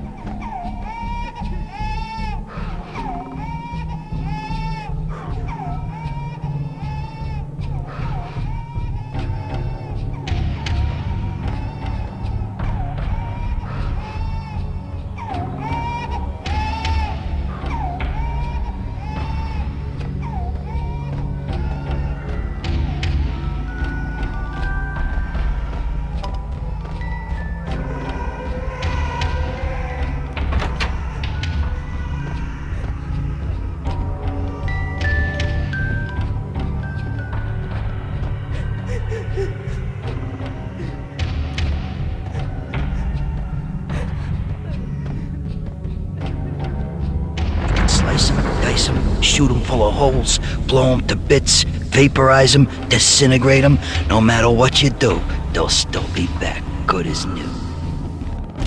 Michelle's diary lay on the table. Max, no, please, Max. Why? I didn't mean to. I'm sorry.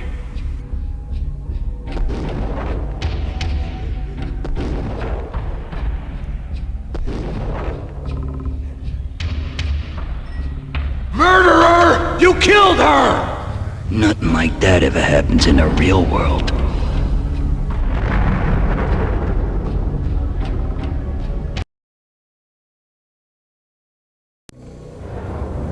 I woke up in a bad dream.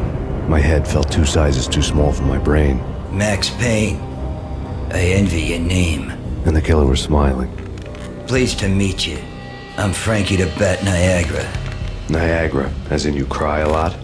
He had a baseball bat and I was tied to a chair. Pissing him off was the smart thing to do.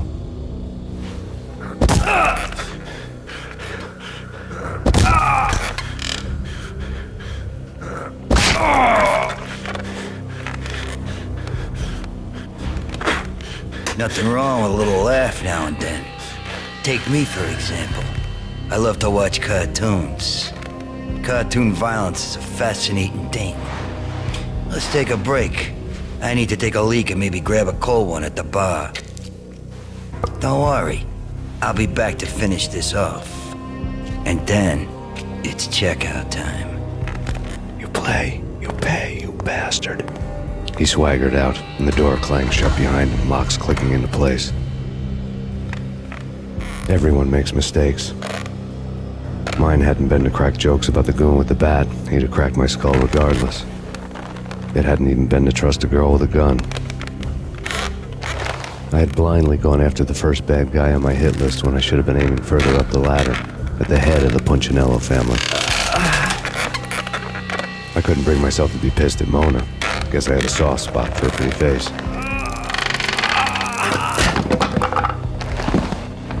But when somebody decides to play baseball with your head, you tend to get sore. They had dragged me back to the basement of Lupino's hotel. I was beaten, bruised, and blue. I felt like the chair I had broken to get free.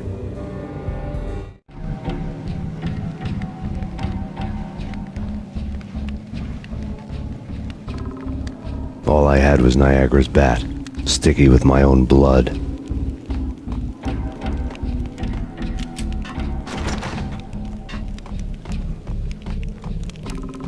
Without a gun, I'd be no match for Frankie's men. I'd have to play hide and seek with them. We'll take care of it. Yo, there he is. What the hell? What the?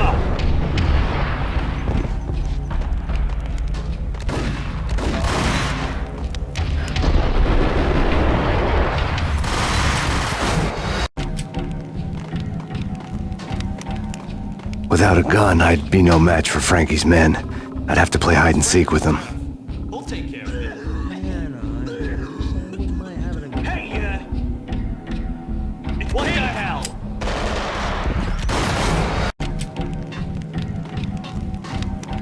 Without a gun, I'd be no match for Frankie's men.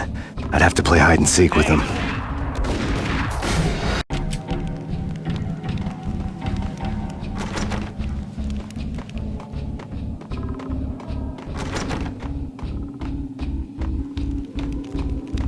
Without a gun, I'd be no match for Frankie's men. I'd have to play hide and seek with them. We'll take care of it. It's Frankie's turn. Yeah, I know that.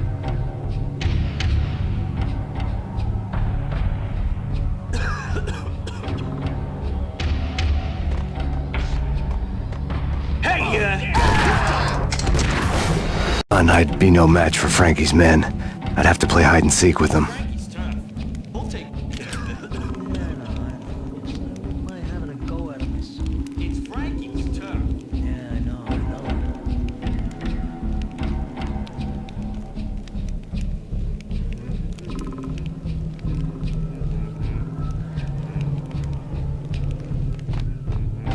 What the hell?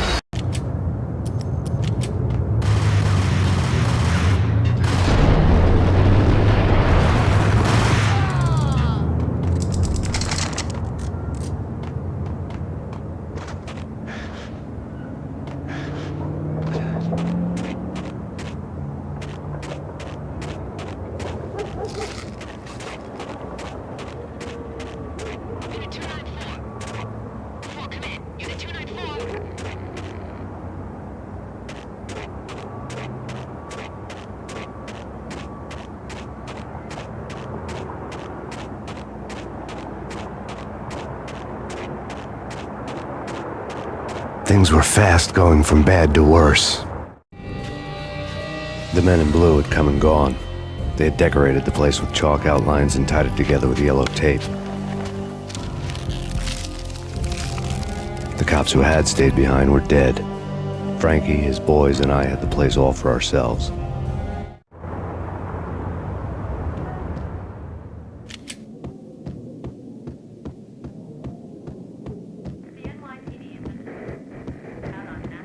Just forget about it. Just forget about it. Hey, just forget about it.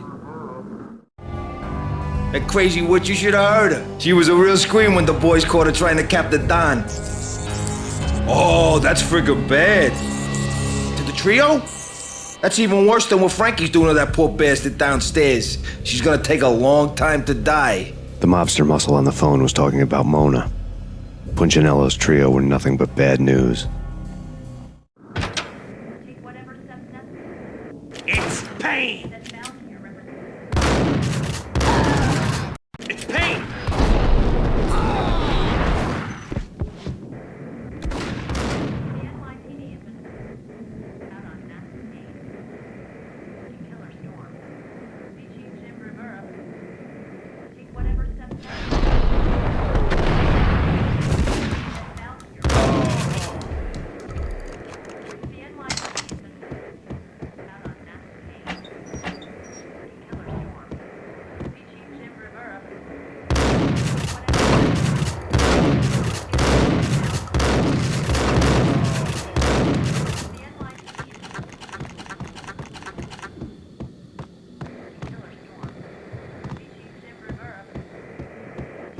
More evidence that Punchinello didn't like me much.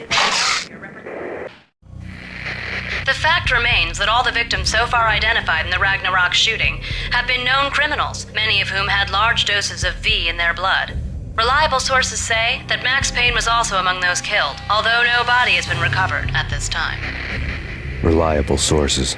That meant somebody thought the Mafia had me, didn't want the cops snooping around anymore. The body would be delivered to them barely recognizable. Case closed.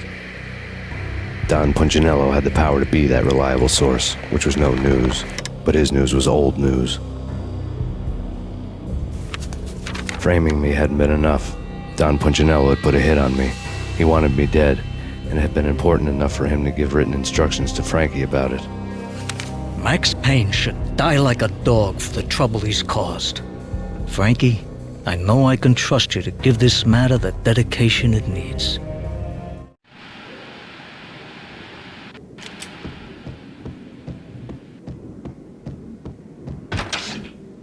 Hey, Oh!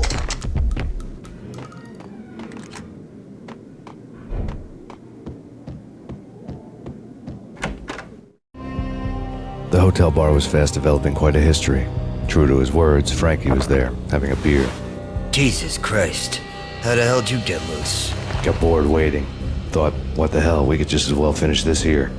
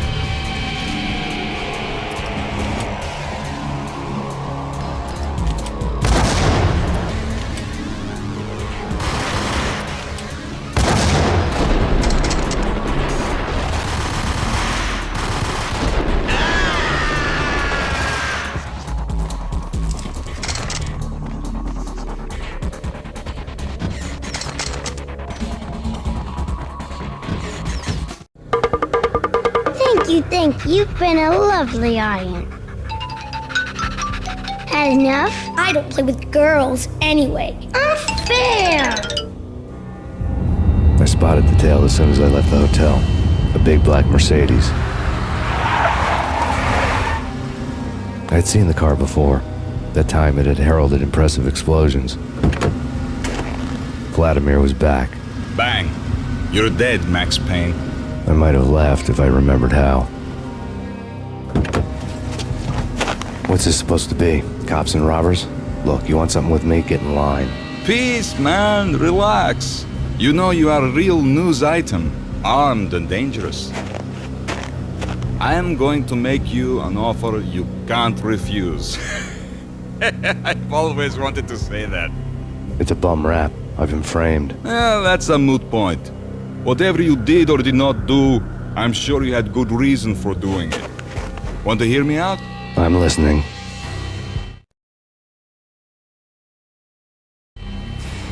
Punchinello messing with V is bad for business all around. But that's not all. There is this guy, Boris Dime, used to pull jobs for me. He's the captain of the cargo ship Charon. Now the bastard turncoat has gone over to the other side, Punchinello's. The ship's loaded with high-res hardware, guns, my business. If Punchinello gets hold of that cargo, he's won and I have lost. And you'll have your work cut out for you. If you want to get to Punchinello, you'll need heavy-duty persuaders. I am just the man to get them for you. Change the ship back under my flag, maybe pop 2 in the traitor Dime's head while you're at it. You'll get enough guns to start the apocalypse. You in or out? Let's get this show on the road. Vladimir was one of those old-time bad guys with honor and morals, which made him almost one of the good guys. None of us was a saint. The Brooklyn riverfront was a maze of rusty containers, sharp-boned cranes looming up from the snowstorm. On a night like this, you couldn't help but think of the dark army of dead men sleeping with the fishes, cement shoes in line. No Minotaur lurked in this labyrinth, but somewhere out there, on the clanking deck of his cargo freighter, the skipper of the Chiron was waiting, like the ferryman of the river Styx.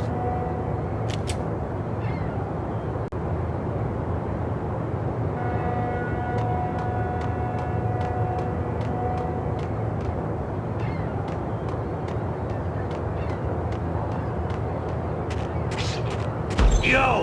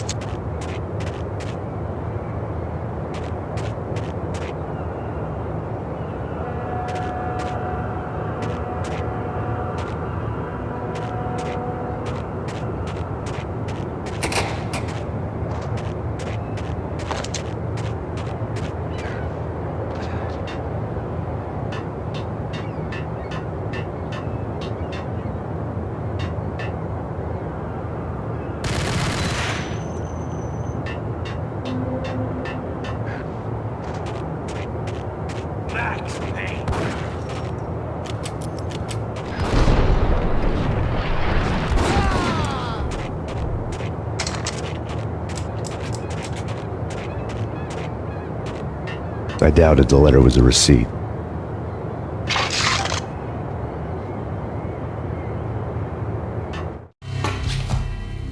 Rico Muerte had come to town to do more than just sort out family troubles. Exhibits number 1, 2, and 3. A briefcase of money, a sniper rifle, and an envelope with one word neatly printed on a folded piece of expensive paper. Mayor. It didn't sound like a mafia contract at all. It was too cold and too to the point.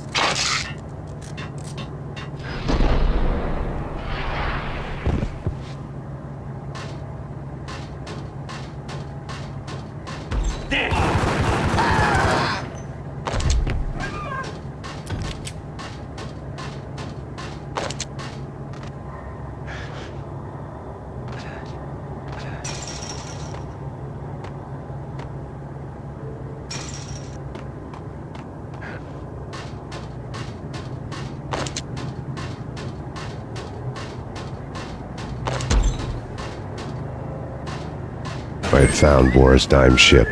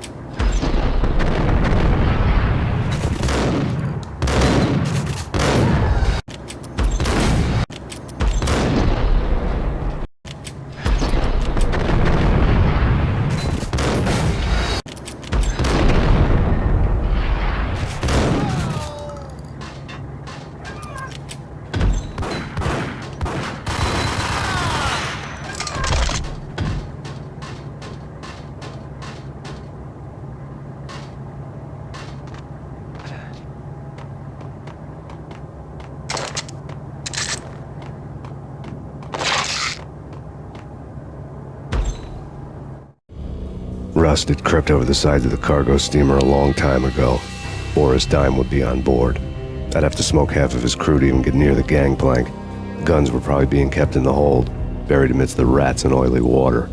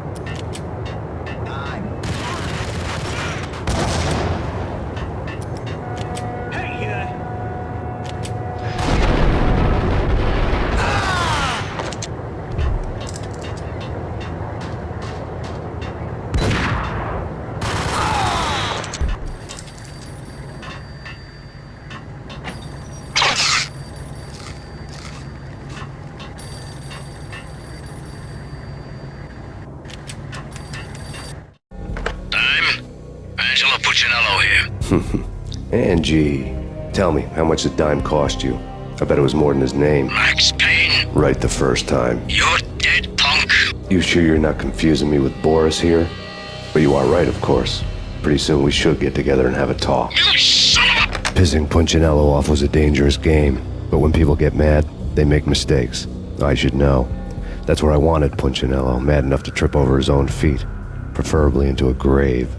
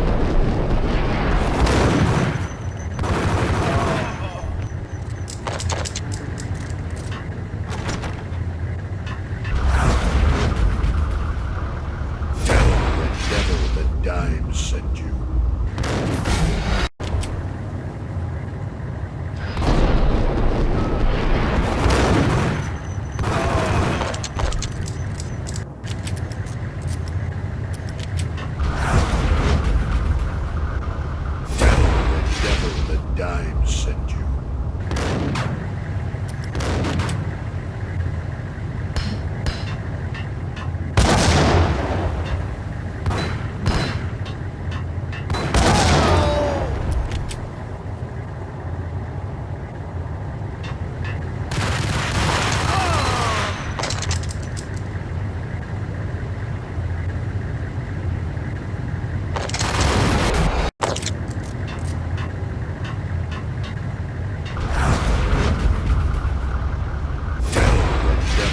Dimes sent you.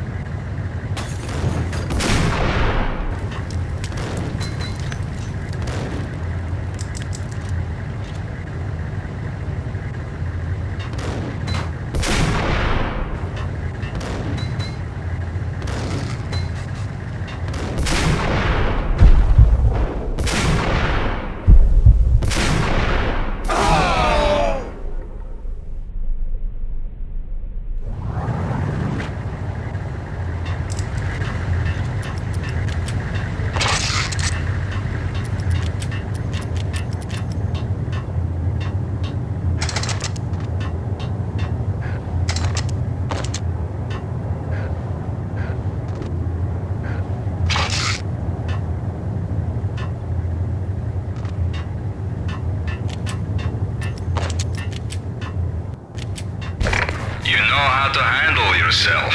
Anybody who says different is calling me a liar. Glad that you're here. Collect all the guns and ammo you want. Meet me on the bridge afterwards.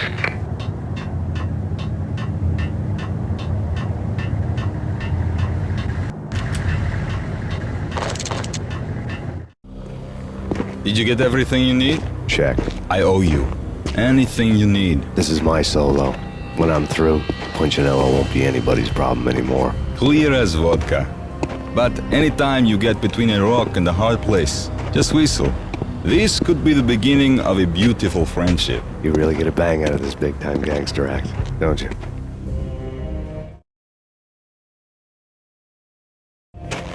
Even with all this firepower, I figured I couldn't get to Punchinello at his manor. I could only hope that he wouldn't pass a chance to hear me beg to see he's won. This is Max Payne. I want to cut a deal.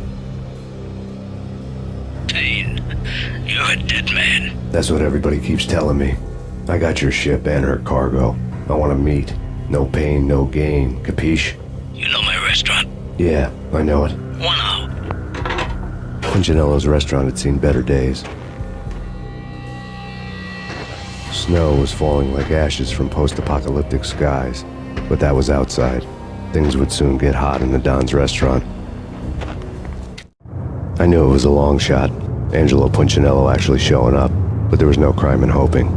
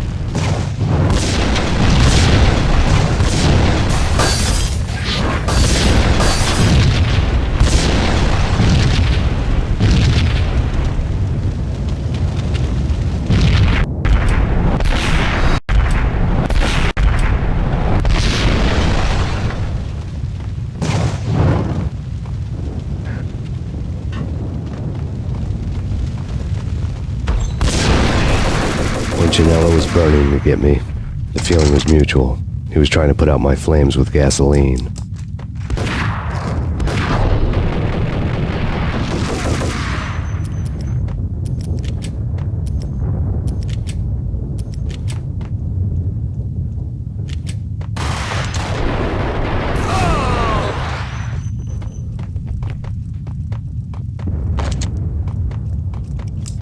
The mobsters have been guarding a real treasure. The way out of this disco inferno.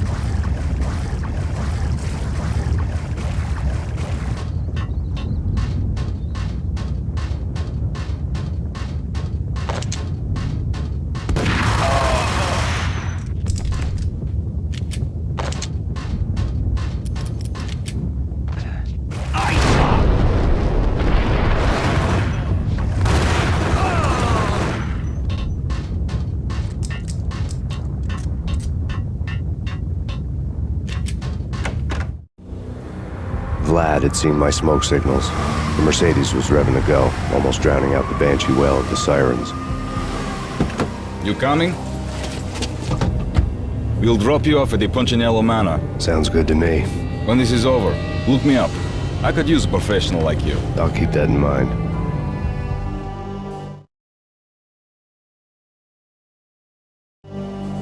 The night groaned with cold. The garden lights flickered nervously. In their light, the falling snow was dead white before the darkness ate it up. I had heard the stories. The trio were mad dogs. They'd have hung the heads of their enemies over the manor gates if the capo had only let them. Punchinello wanted Payne. He'd see the pain. The trick in my situation was that there was no trick, no matter what the movies tell you. No rules, no secret mantra, no roadmap. It wasn't about how smart or how good you were. It was chaos and luck. And anyone who thought different was a fool. All you could do was to hang on madly, as long and as hard as you could. Someone had graciously left the back door open for me and killed the guards. My money was on Mona. I knew the trio would be standing between me and Punchinello. I had read their rap sheets, thick as phone books. No one would be walking out of here alive. The numbing cold of the broken night had followed me in. Upstairs, the trio tangoed down the manor halls to the silent rhythm of their murderous hearts. The blood of their victims rust on their lips. Vince Mugnano, Pilot Providence, a.k.a. Big Brother, and Joe Deadpan Salem. The pistol was a frozen lump in my hand, piercing the skin, gnawing me to the bone.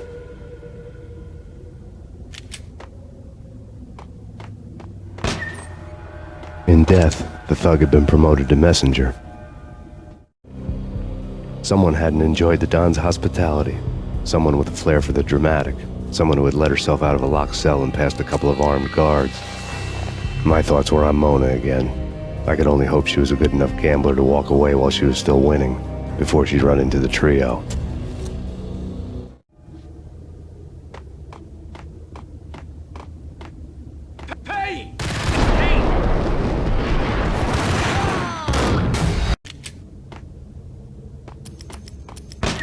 In death, the thug had been promoted to messenger.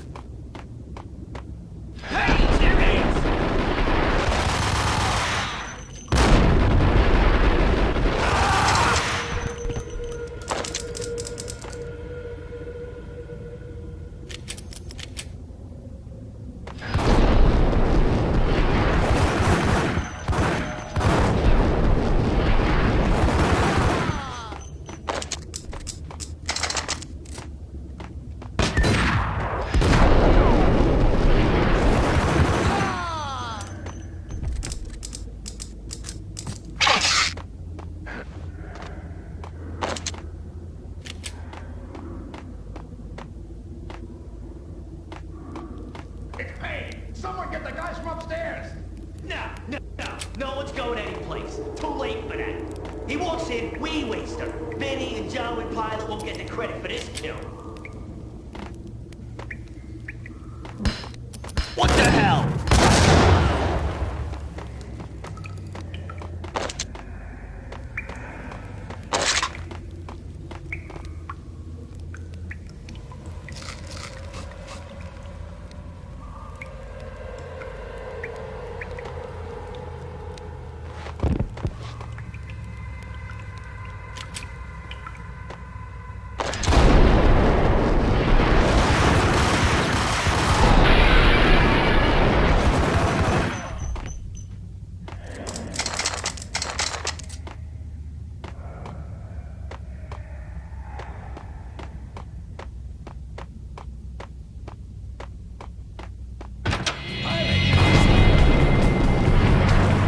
It didn't take me long to run into the trio.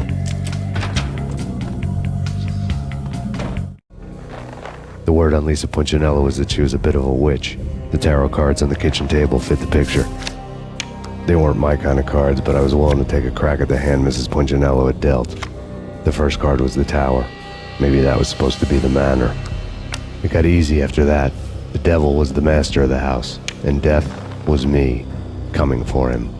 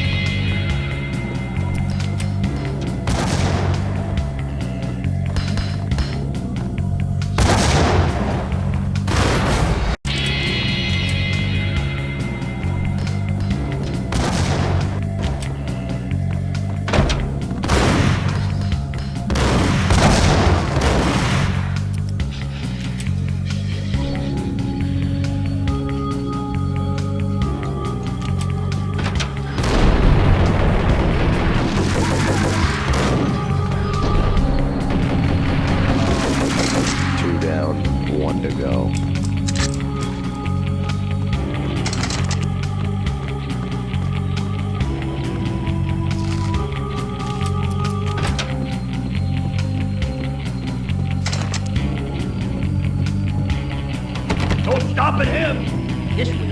It's about anything. They come.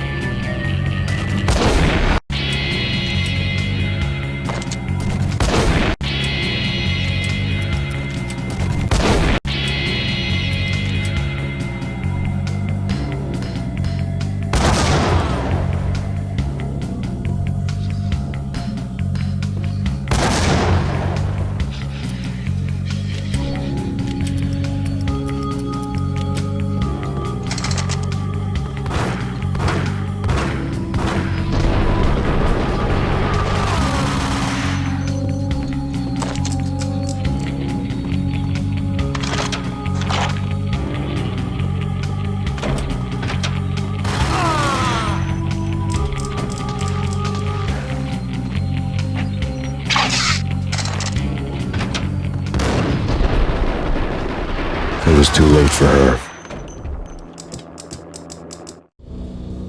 You're a real angel, Max. I couldn't tell whether it was Mona or her sister. The body was a mess. The sick bastard had really gotten a kick out of it. Seeing her lying there got me thinking about another woman's body on another bed. Got me thinking about a fallen cradle.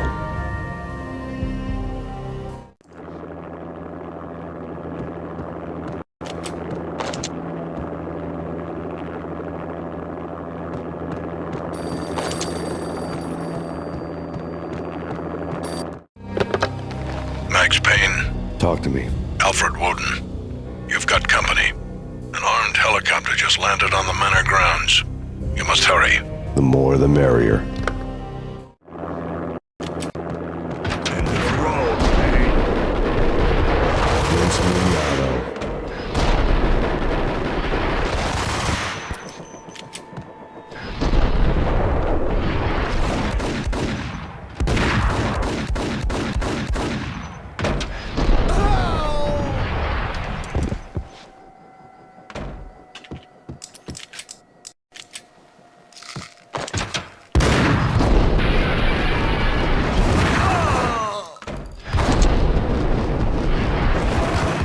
Punchinello's trio was done for. Outside my door. Hurry. He's coming for me. You gotta hurry. Please. I could hear Punchinello on the phone begging for help. He should have been saying his goodbyes.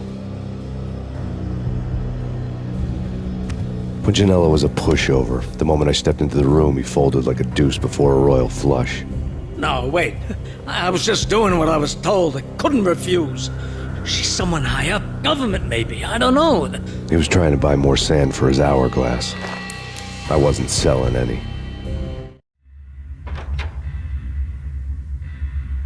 No, I told him nothing.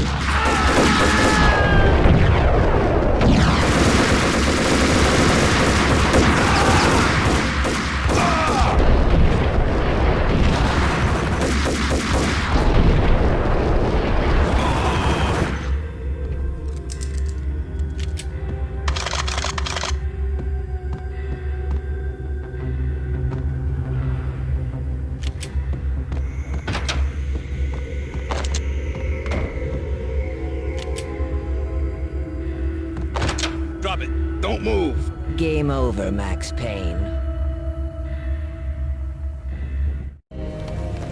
I could tell when I was outgunned. It was time to take another beating. The mystery witch was a real barracuda. Trouble on dagger heels, a smoking assault rifle in her hand, and an army of killer suits behind her. How sweet. I get to kill two birds with one stone. Sooner or later, it was going to catch up with you.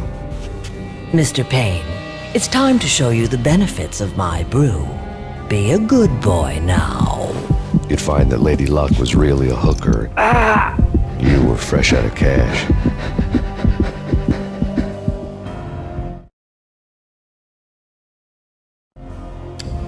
Gentlemen, we're done here. Take me to Cold Steel. She had just given me an OD of Valkyr. I could feel green fire eating my brains. They turned to steam. They did a fade on me. I'd never had a chance. The witch had got me just as sure as if she put a gun to my head and pulled the trigger. The shadows rushed me, bruised mugshot faces hungry for revenge. They knew my weak spots and closed in for the kill. The floor turned into a vortex of green blood. I fell.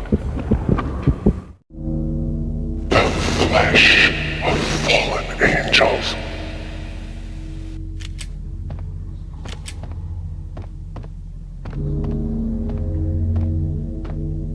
Who's there? Max? Max, is that you? Max? Where are you, Max? Please. No, please, Max, no. I'm sorry. Please don't, Max, no. Max?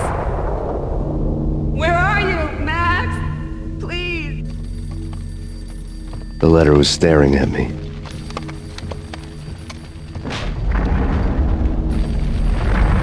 The weird piece of paper looked dangerous. There was something disturbingly familiar about the letter before me.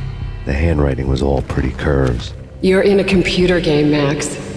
The truth was a burning green crack through my brain, weapon statistics hanging in the air, glimpsed out of the corner of my eye, endless repetition of the act of shooting, time slowing down to show off my moves, the paranoid feel of someone controlling my every step. I was in a computer game. Funny as hell, it was the most horrible thing I could think of.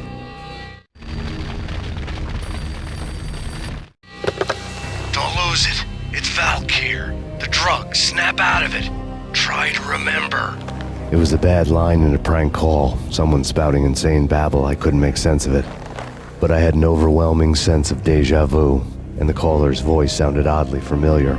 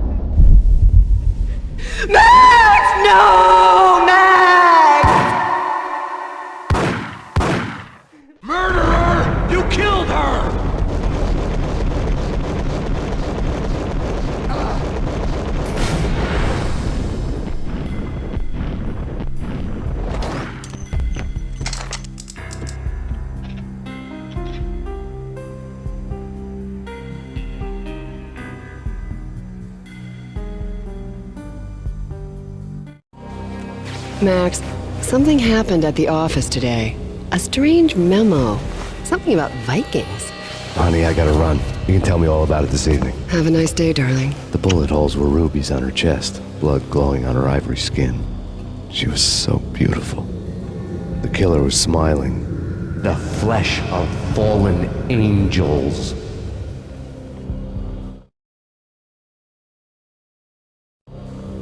Slowly, the green nightmare faded, leaving dark stains on my soul that would never come off. I felt like flatlining. I was all shook up. I woke up in a cold sweat, sick and tired to the bone, lying in a puddle of my own puke.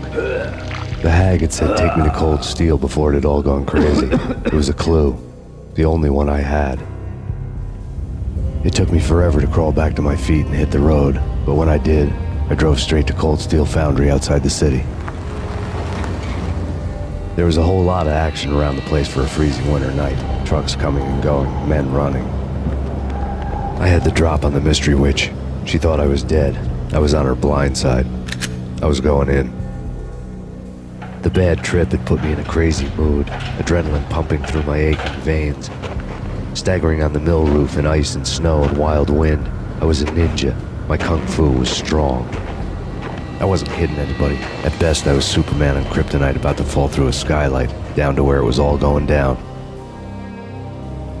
A half-abandoned industrial area in the middle of nowhere. The factory was a perfect front for any number of illegal activities.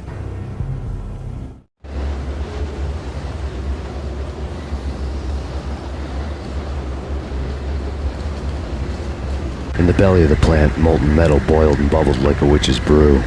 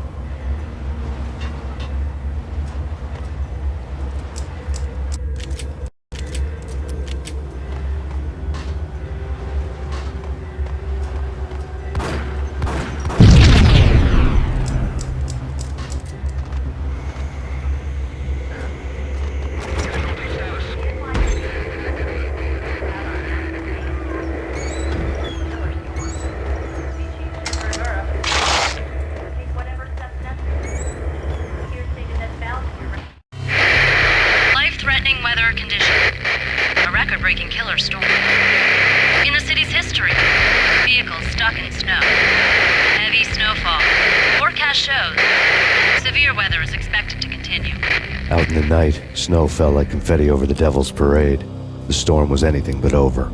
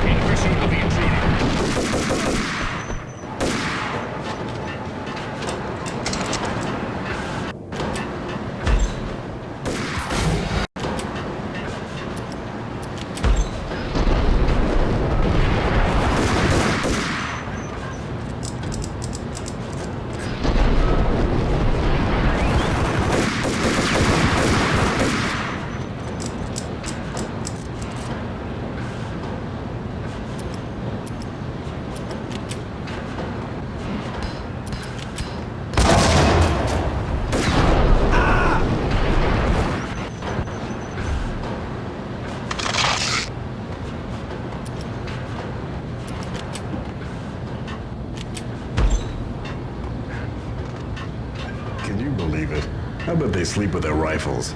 I bet they've given them names. I get... Redcon Delta.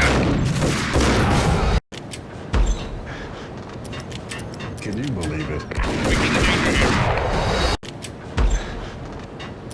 Can you believe it? I bet... Alert!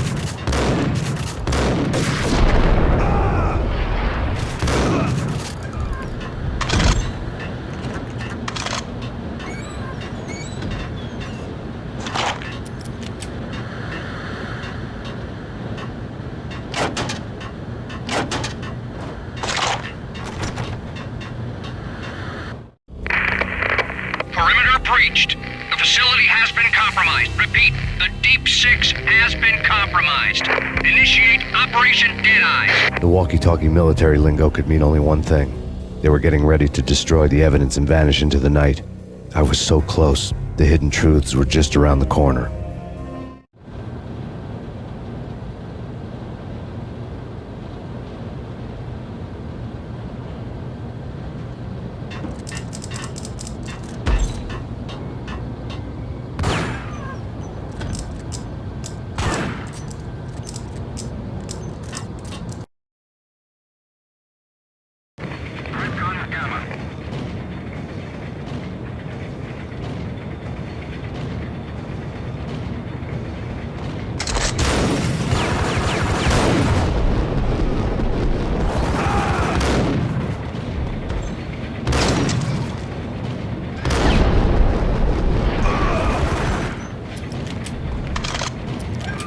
The folder on the table told a grim tale.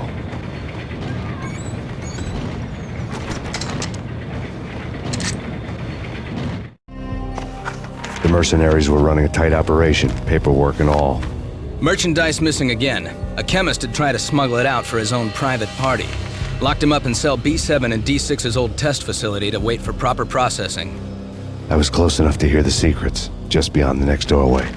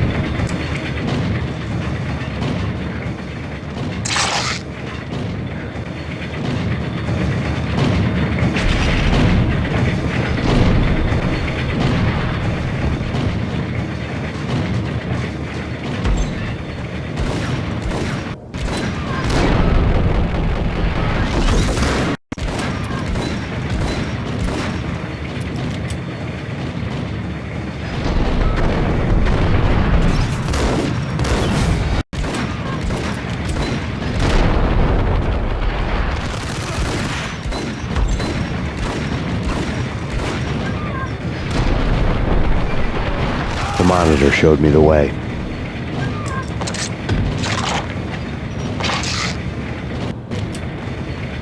Processing diagrams fill the control room screens, all but one. An elevator titled D6 on one of the screens, somewhere onwards, past rows of ovens, in the core of the plant.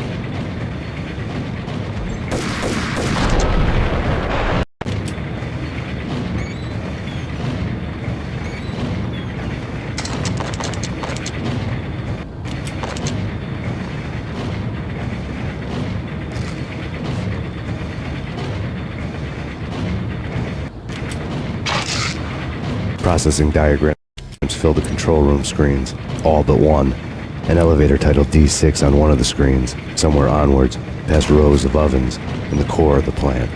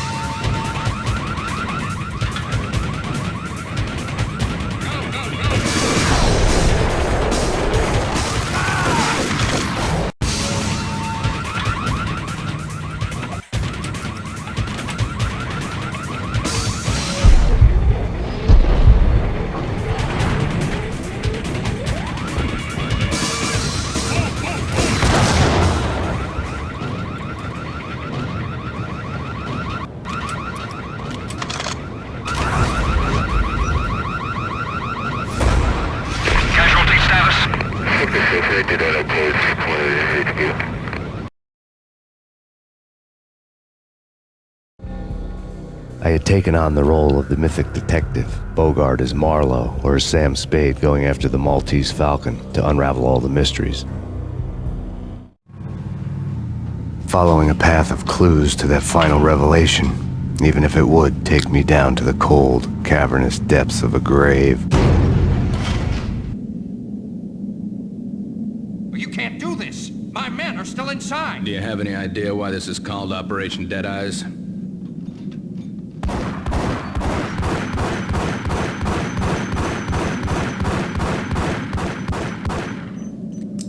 I think he's dead already.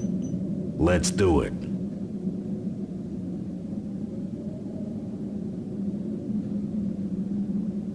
Attention all personnel. The self-destruction sequence has been initiated. Evacuate the complex immediately. We've got company. Repeat. The self-destruction sequence has been initiated. Proceed to the nearest exit immediately. Repeat. The self-destruction sequence has been initiated. Destruction sequence has been initiated. Destruction sequence has been initiated. Proceed to the nearest exit immediately. Destruction sequence has been initiated. Proceed to the nearest exit immediately.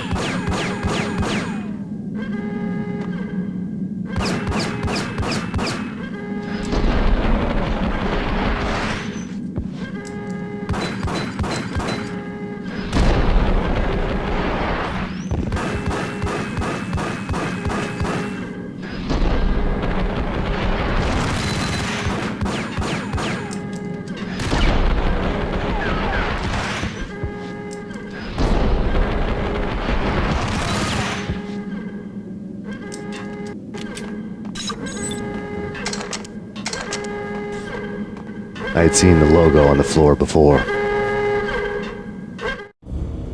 There was an old army bunker under the steel mill. I knew the military plaque on the floor. I had seen 1,000 variations of the insignia on crumbling brick walls everywhere in the city. The sword replaced by a syringe. Project Valhalla, V for Valkyr, V for Valhalla. All of a sudden it read like a crackpot conspiracy theory.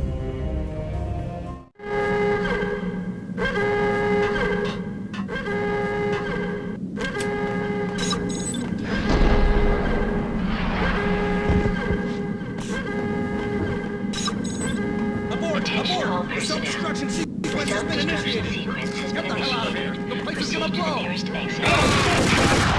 The self-destruction sequence has been initiated. Proceed to the nearest exit immediately.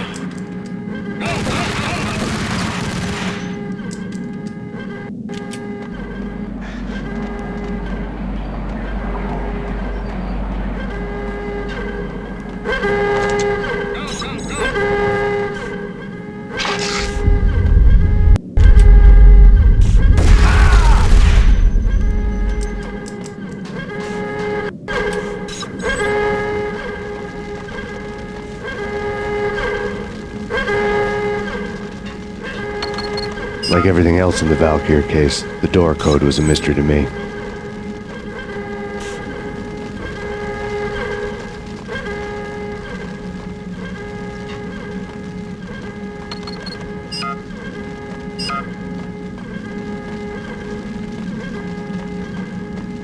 Attention all personnel. The self-destruction sequence has been initiated. Proceed to the nearest exit immediately.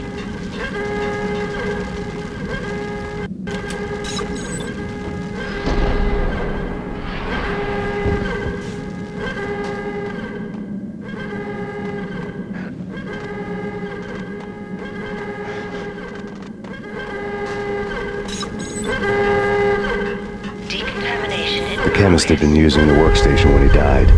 The half-life of the lab rat had ended online, his password blinking on the screen. 665, the neighbor of the beast.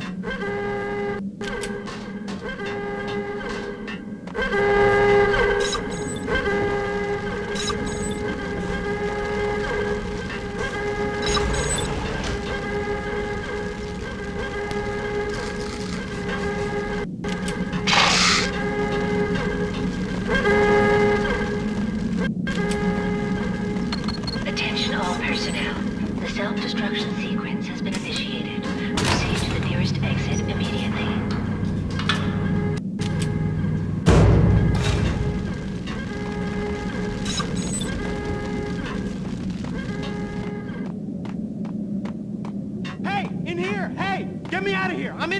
There! Let me out!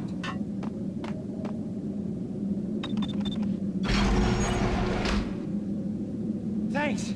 I thought I was gonna die in there for sure. I need you to get me through the decontamination chamber airlock. You're crazy! No way! The place is blowing up, for Christ's sakes! Either that or back to the cell. Your choice. Okay, I'll do it. I'll do it.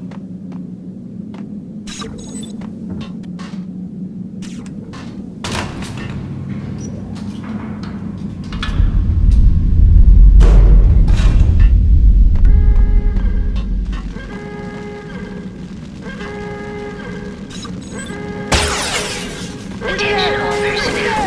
Self-destruction sequence has been initiated. Proceed to the nearest exit immediately.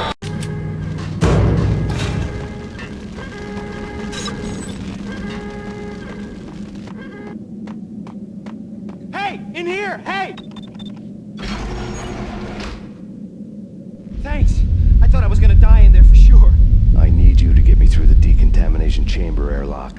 You're crazy! No way! The place is blowing up, for Christ's sakes! Either that or back to the cell. Your choice. Okay, I'll do it. I'll do it.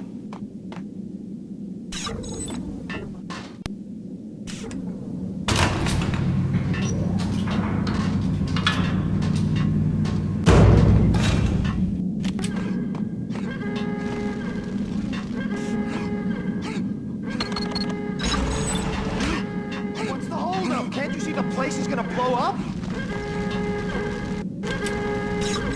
Attention all personnel.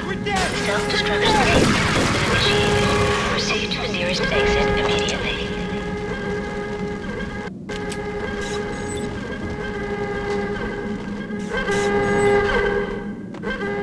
Get in! I'll punch you through! Decontamination.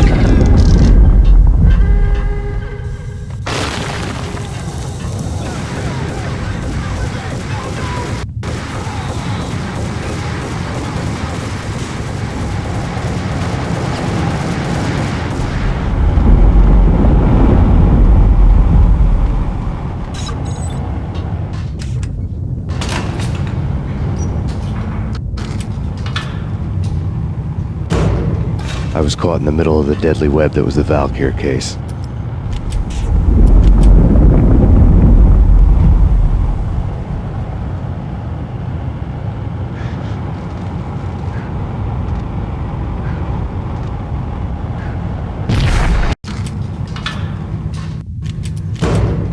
I was caught in the middle of the deadly web that was the Valkyr case.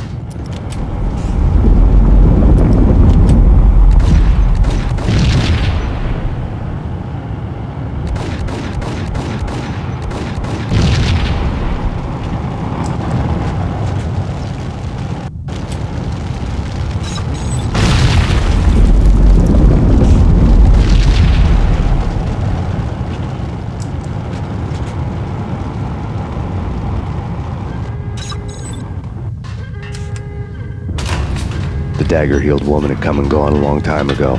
There was nothing more for me here. The bunker's name was acting as a self-fulfilling prophecy.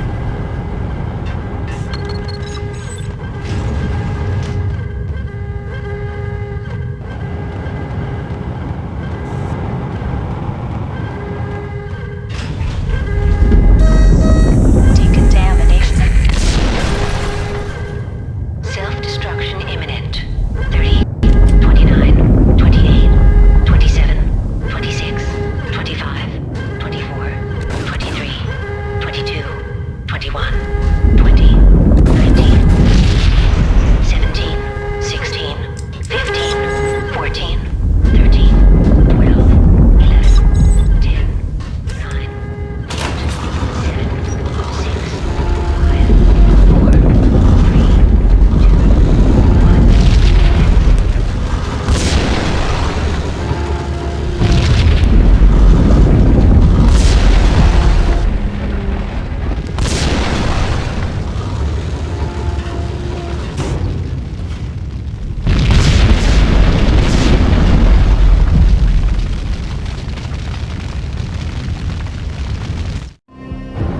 You piece together a jigsaw and the final picture is you finishing that same puzzle. A mad, green-eyed killer standing behind you. An urban legend come true. The Project Valhalla test subjects had been the mad junkies who had murdered my loved ones. The rest was simple body count math. It all pointed to her. Ms. Valkyr. The factory went up in a fiery inferno behind me. All my leads were dead, turned to smoke and dust. I had lost my way. I hadn't slept in a million years.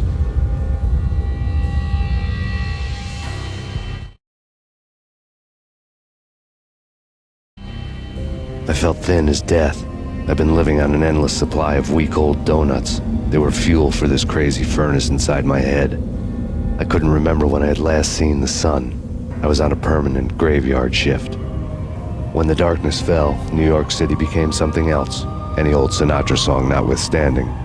Bad things happened in the night, on the streets of that other city, Noir York City. I was in an all-night diner, downing cup after cup of coffee that tasted like engine oil, when a new message from BB got me back on the killer track. What the hell happened at Roscoe Street? Maxie, I'm going out on a limb here. We need to talk this through, come up with a plan. 2:30 a.m., the Choir Communications Garage. The more I thought about Alex's murder and the frame-up, the more it felt like an inside job. I should have seen it coming. BB had sold me out, and now he wanted to finish what he'd started. The garage was dead.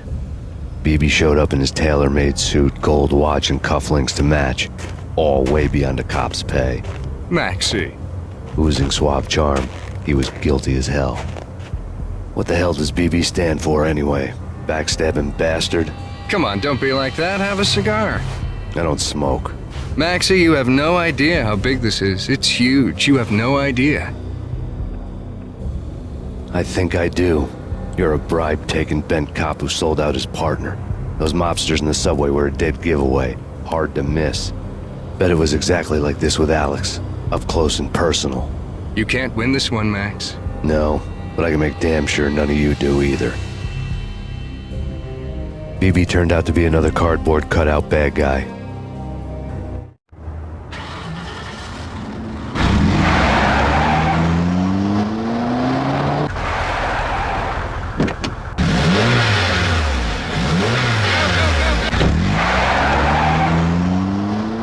A bad cop on the take. A cowardly right-hand man fleeing from the scene, leaving his paid thugs to do his dirty work.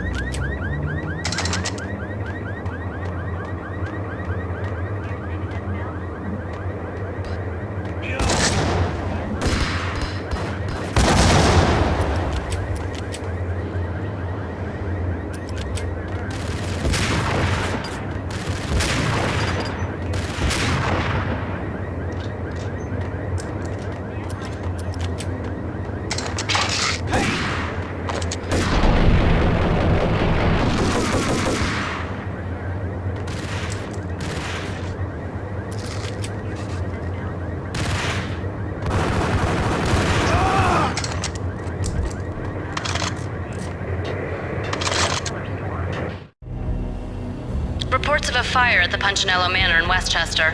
The manor is the home of Angelo Punchinello, the alleged head of the Punchinello crime family.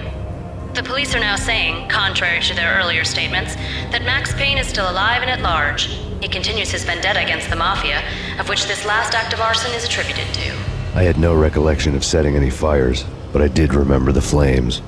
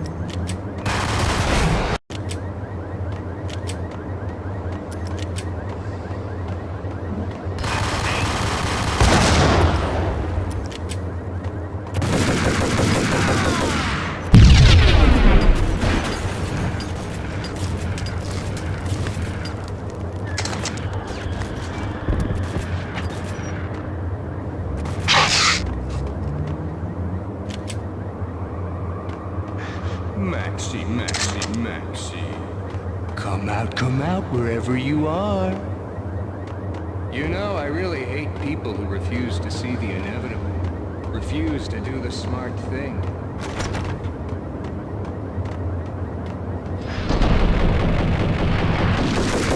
No, I must do the right thing.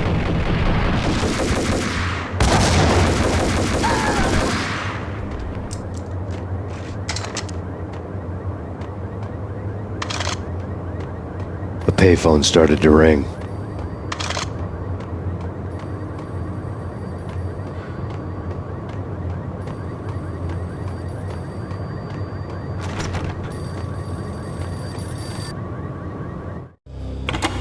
Yeah. Max Payne? Whatever does it for you. This is Alfred Woden. I can give you the name of your enemy. Come to the Asgard building presently. We are expecting you.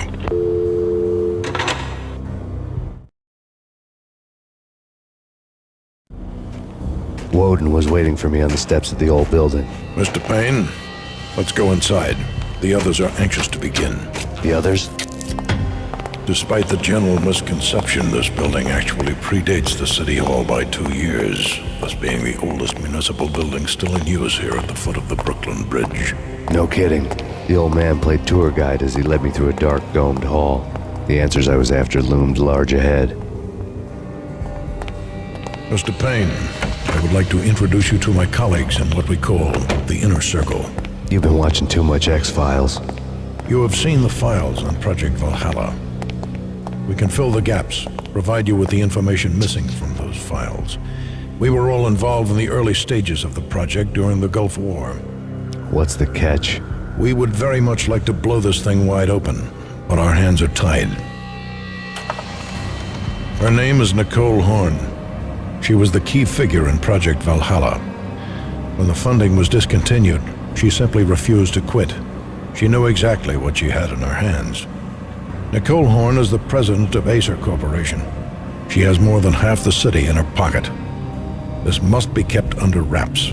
If you try to go public with this, we will deny any knowledge. We need you to take her out. Afterwards, we can protect you. Make all the charges go away. That was the cue for the killer suits to kick in the doors and swarm inside.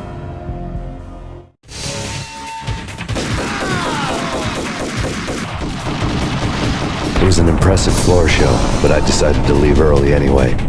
It was only a one-story fall. Lucky me.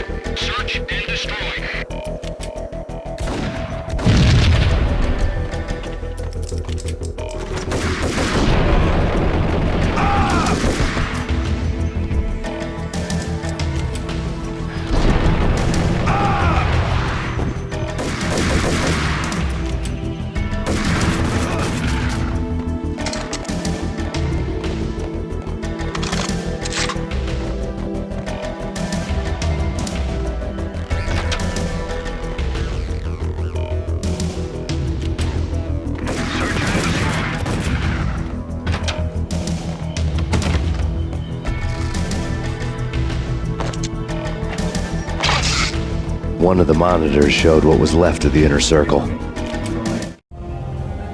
On screen, the so-called corpse of Alfred Woden stood up, miraculously waking from his dirt nap, looking smug among his dead pals. In the land of the blind, the one-eyed man is king. I didn't know how he pulled it off, but it was a pretty slick way to get out of all his promises. Most of what he had said fit too well to be a load of crap.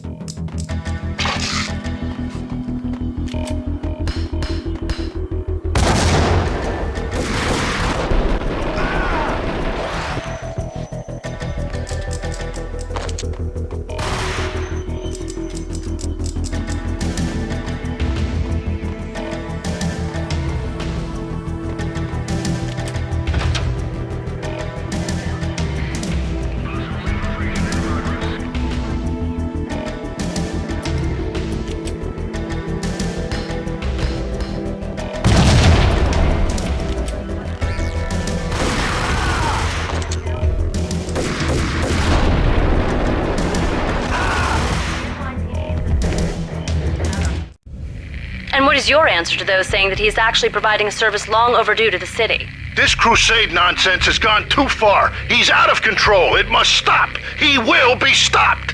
That was Deputy Chief Jim Rivera from the New York City Police Department.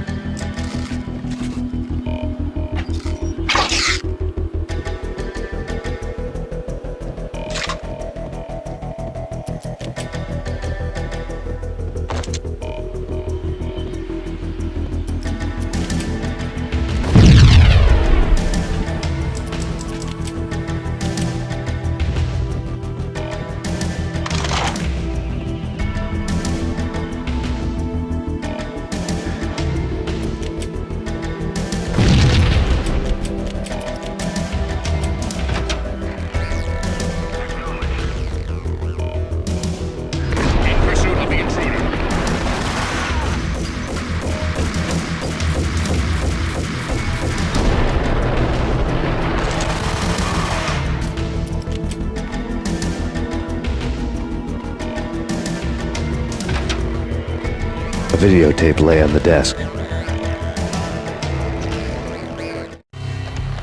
Nicole Horn had blackmailed the inner circle into silence. The tape came with a curt extortion note on a piece of expensive paper. I remembered Candy Dawn taping her clients in action on the side, selling the tapes to the highest bidder. I was sure that kinky sex was nowhere near Alfred Woden's worst sin, but I had a feeling that when this was over, any collateral would come in handy.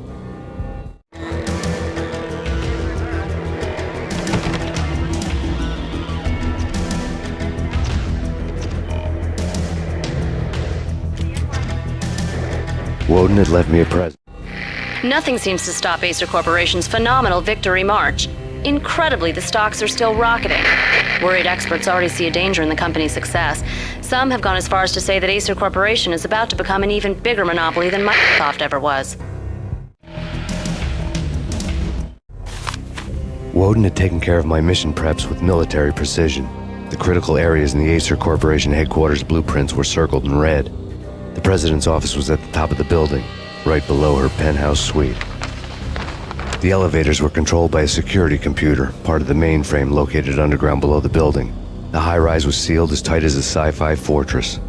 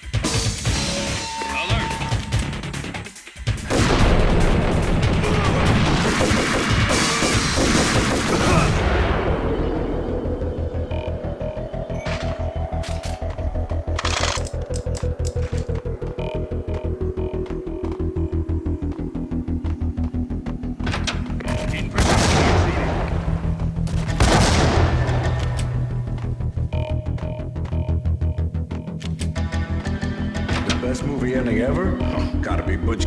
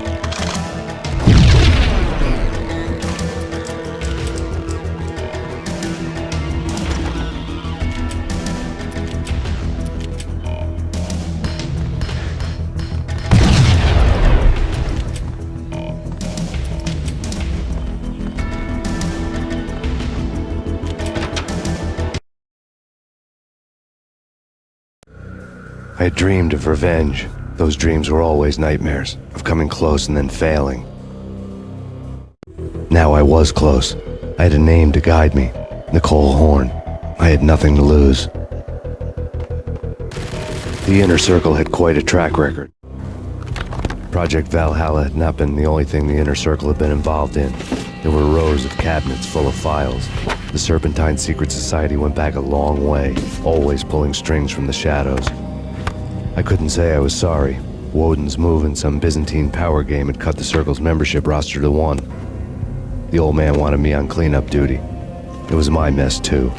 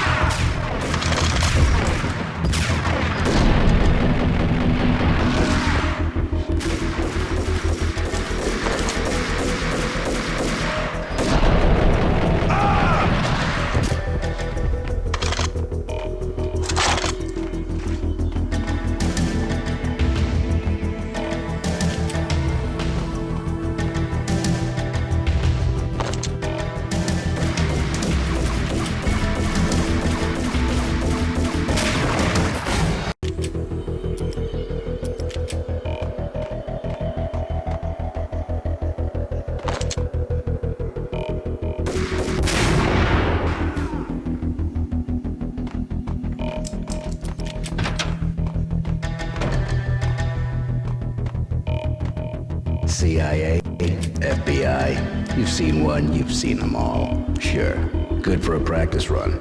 But this, working for her. Oh, this is the ready backup.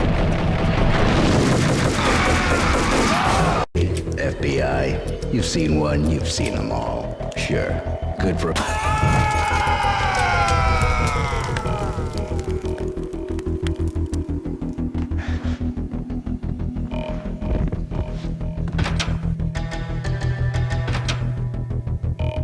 Take him down. Shoot to kill. Let's finish this.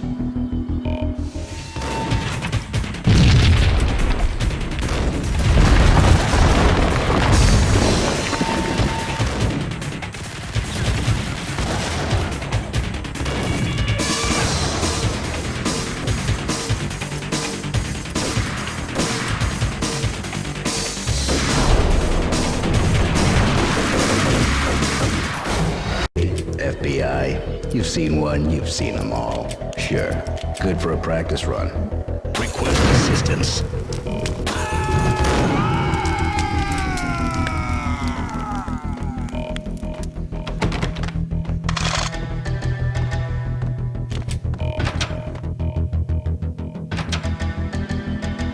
Take him down. Shoot to kill. Let's finish this.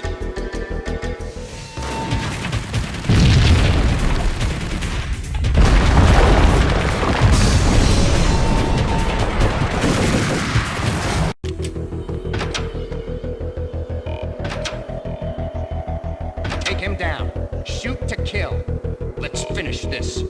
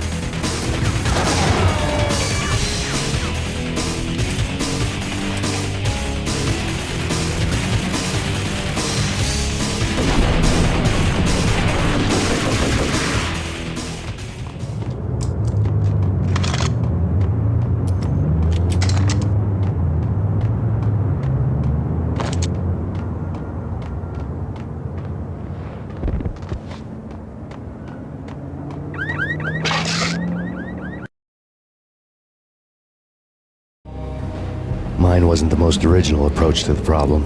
It wasn't as if it hadn't all been done before. An eye for an eye, the first principle of revenge. Old as dirt, still going strong. The cardinal rule in going after someone with an intention to kill was not to make it personal, which it almost always ended up being anyway. It did with me. I took my time, cruising around the city in the snow. There was no hurry. I knew what I had to do now. I took my time, thinking about it, building up the rage. When I was ready, I parked the stolen wheels at the front entrance of the Acer Corporation headquarters. Got out, got in, got cracking. I had a bullet with Nicole Horn's name on it. I had 10,000 bullets with the Hag's name on them. She had ultra-high-tech security systems, enough mercenaries and weaponry to start World War III. There was no fear. New York disappeared behind a veil of snow. I had crossed the threshold.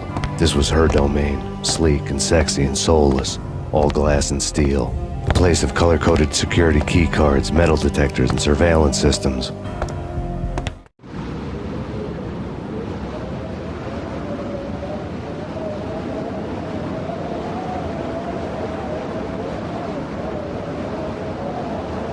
colder than a walk-in fridge. Cold as a gun.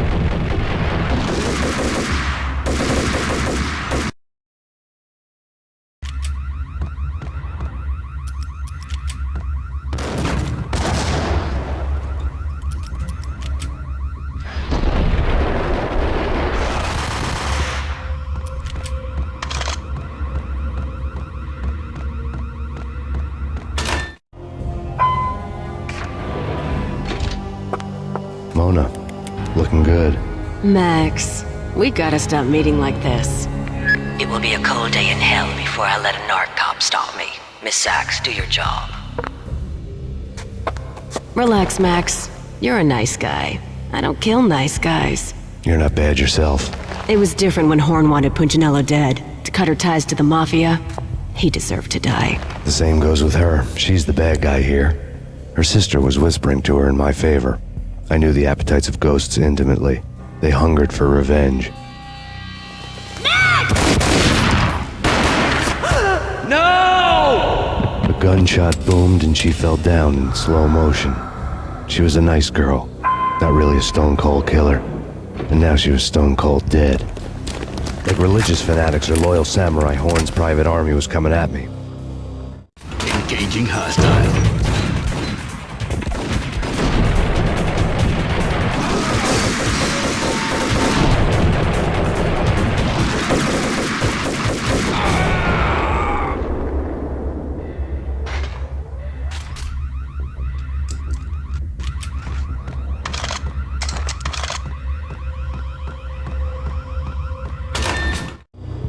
When the elevator came back down, Mona was gone. There was a lot of blood, but no body. Something clicked for the final time. My mind had never been so clear, as if somewhere high above the storm clouds were already gone, cold stars blazing from the black skies.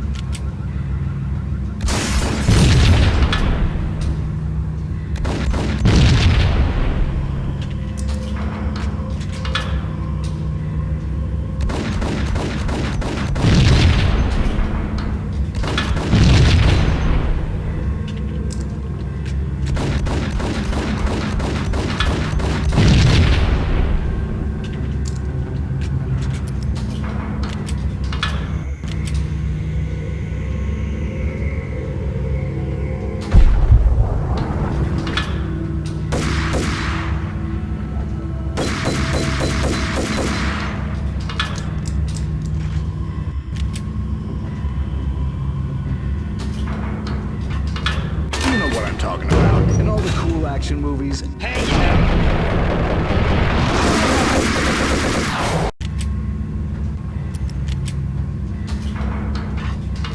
you know what I'm talking about. Hold it!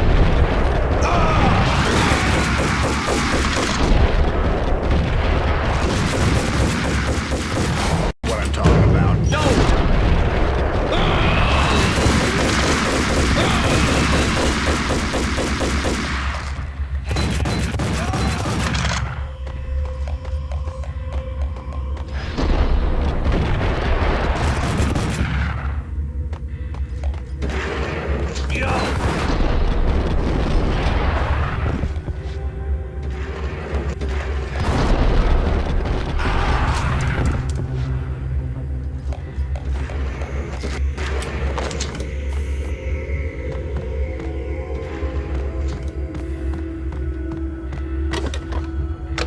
I had elevator access to the mainframe. From there, I'd be able to override the security locks and get to her office.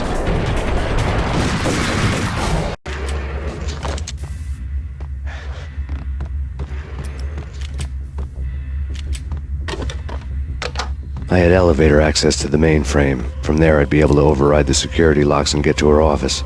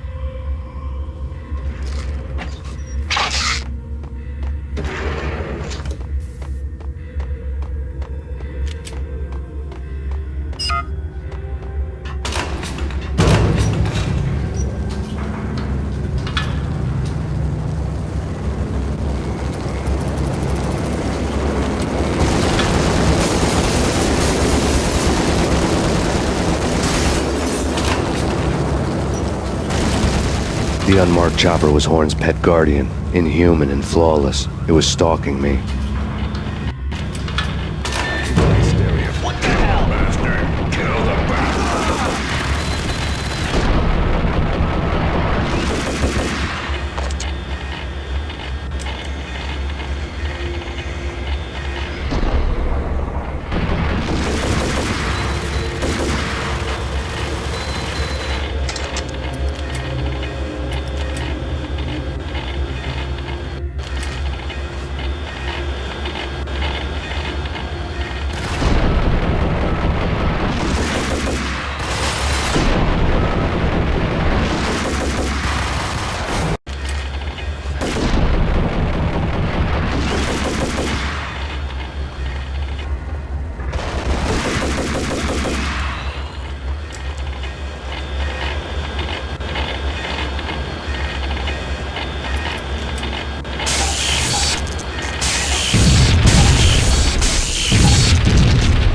Horn's locks were now offline. All bets were off. The elevator would take me all the way.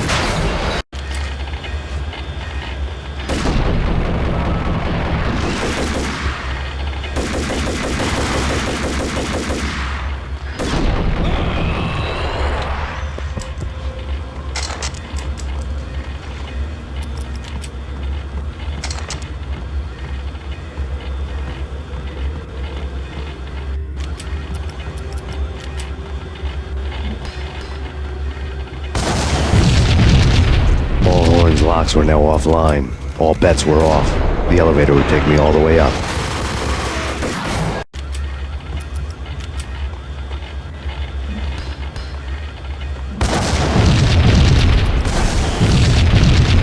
All Horn's locks were now offline.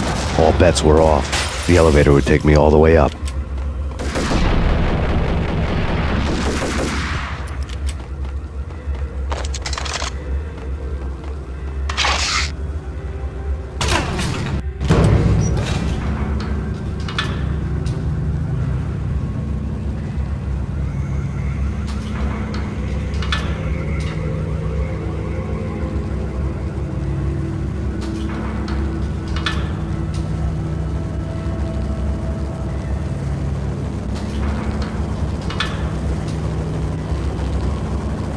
Seen from this height, the night seemed to stretch on to eternity. A hint of desperation had crept into the snowstorm, as if it was trying to get it all out before the end.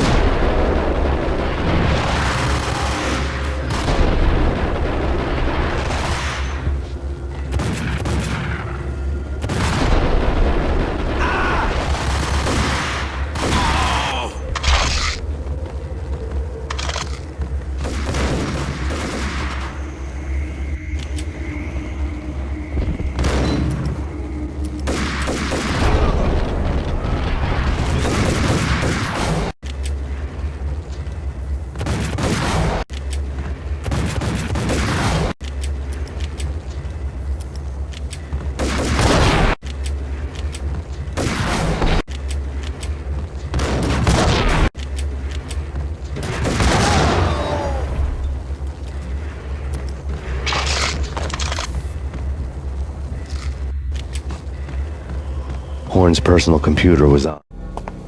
Next to the printer was a neat stack of expensive paper.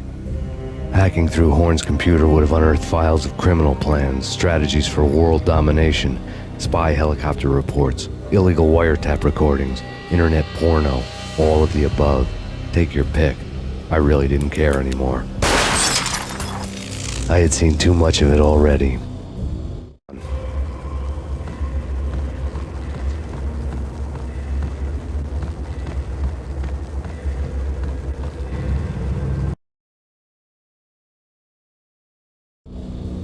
Valkyr had been meant to be a white-winged maiden that would lift you to a warrior's heaven, but it turned out to be a one-way demon ride to hell. The devil was in the drug. I knew. I had met him.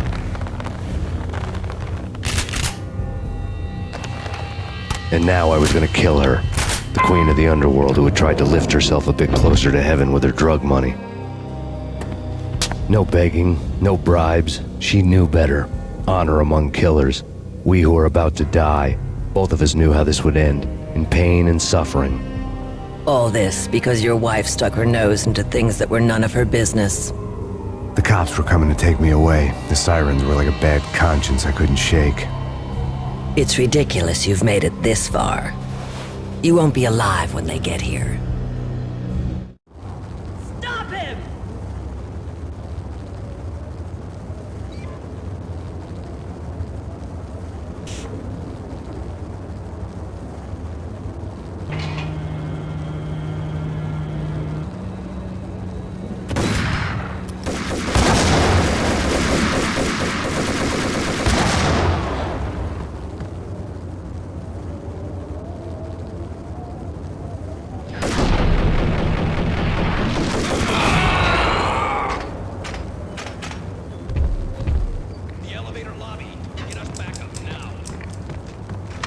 Max Payne, this is futile. A waste of time. The deaths of your wife and daughter were necessary. Inevitable. It is done. You cannot bring them back. Nothing you do will make it any better.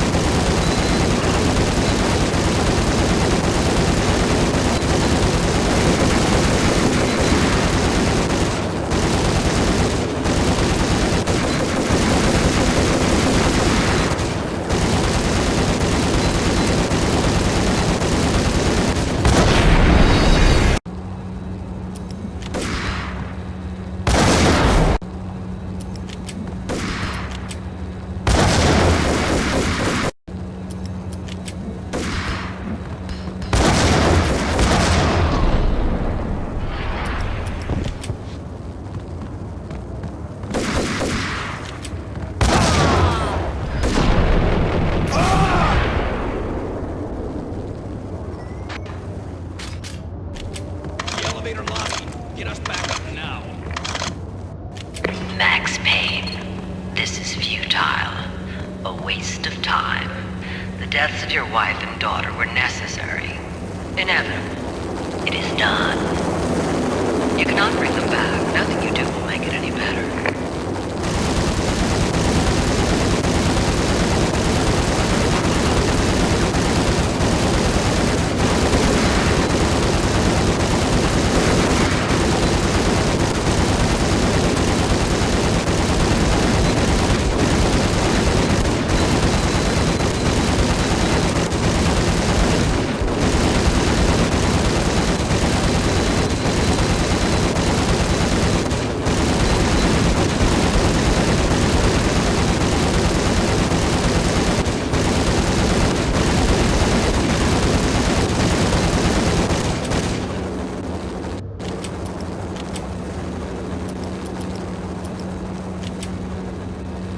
Max Payne, you are fighting a losing battle. You cannot survive this. You will die. Stop fighting. Make it easy for yourself. Accept your fate. You will die here.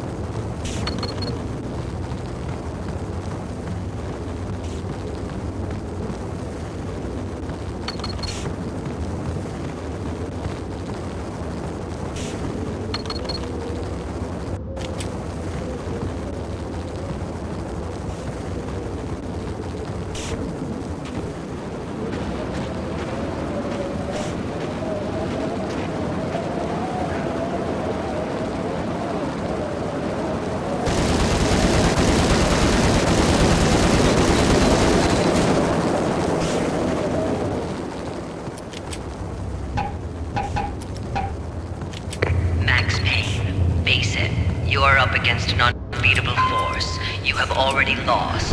You have lost. Only death will set you free from your pain. Accept it. Surrender. Give up. We have them in the North Lounge. Send us assistance.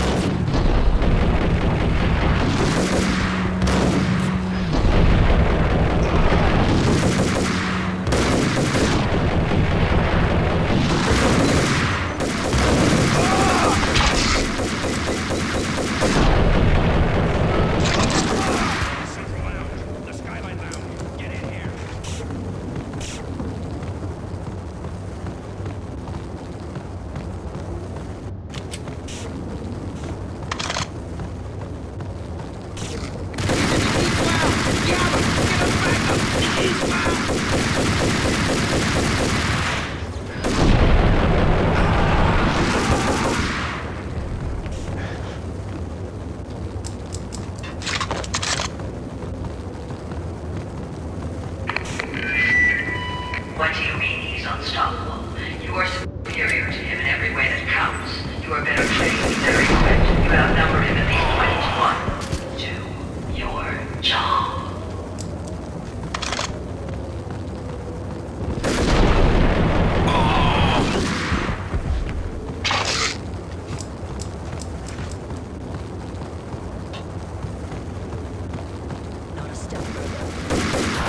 Superior to him in every way that counts. You are better trained, better equipped. You outnumber him at least 20 to 1. To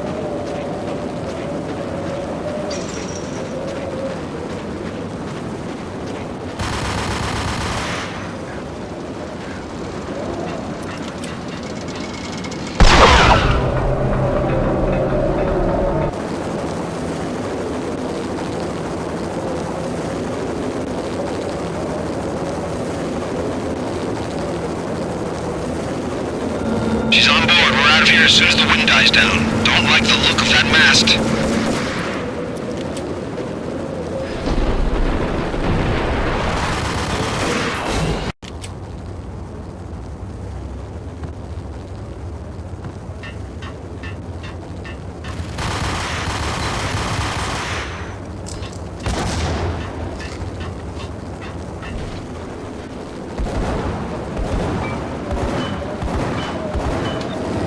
Roger that. Attempting to land now. It's gonna be tricky.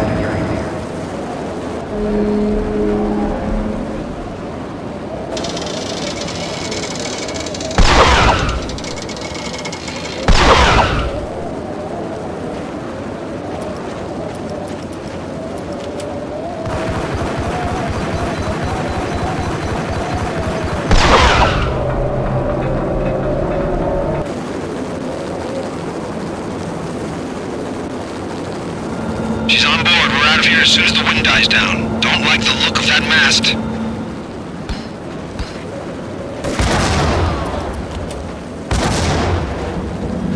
Lift off in 1 minute.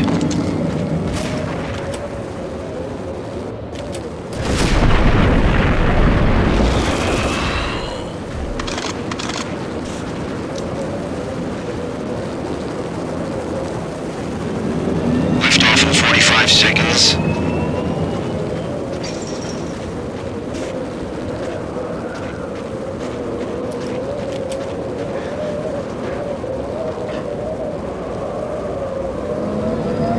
Seconds to lift off.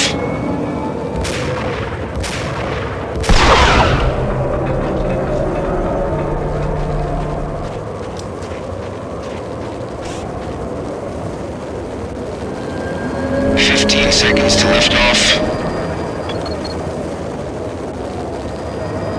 Okay, ready to lift off in 5, 4, 3, 2, 1.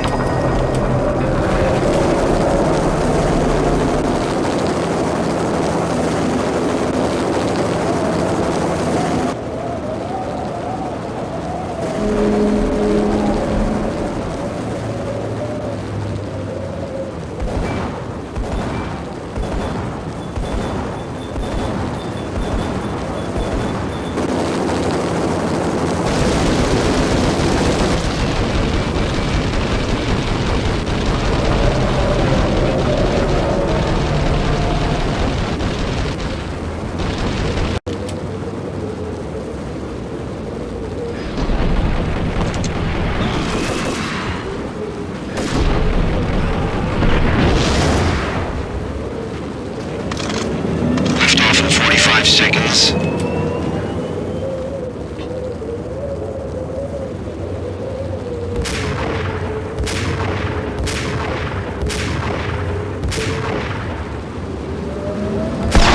Seconds to lift off.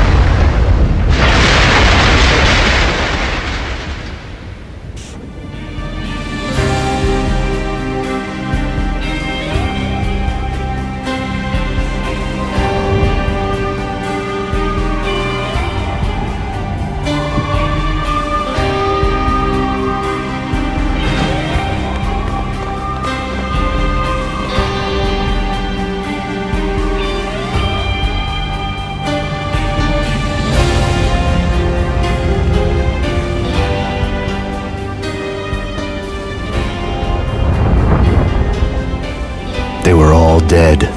The final gunshot was an exclamation mark to everything that had led to this point.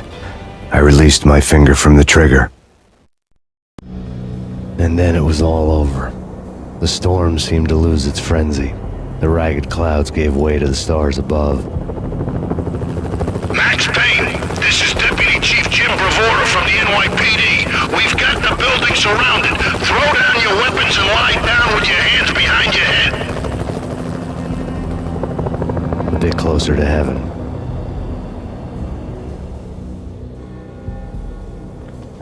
The cops' voices were distant and muted. Freeze! NYPD! Hold it right there! My ghosts released me from their haunting. Down below, New York City glittered like diamonds on black velvet. You gave us one hell of a ride. Take him down to Central Booking. You heard the man. Woden was there in the crowd, standing by the sidelines. It wouldn't be over till the man with the patch would say so. He'd say the right words. I knew he would. He'd better. Woden grinned smugly. It was the grin of a winner. That made two of us.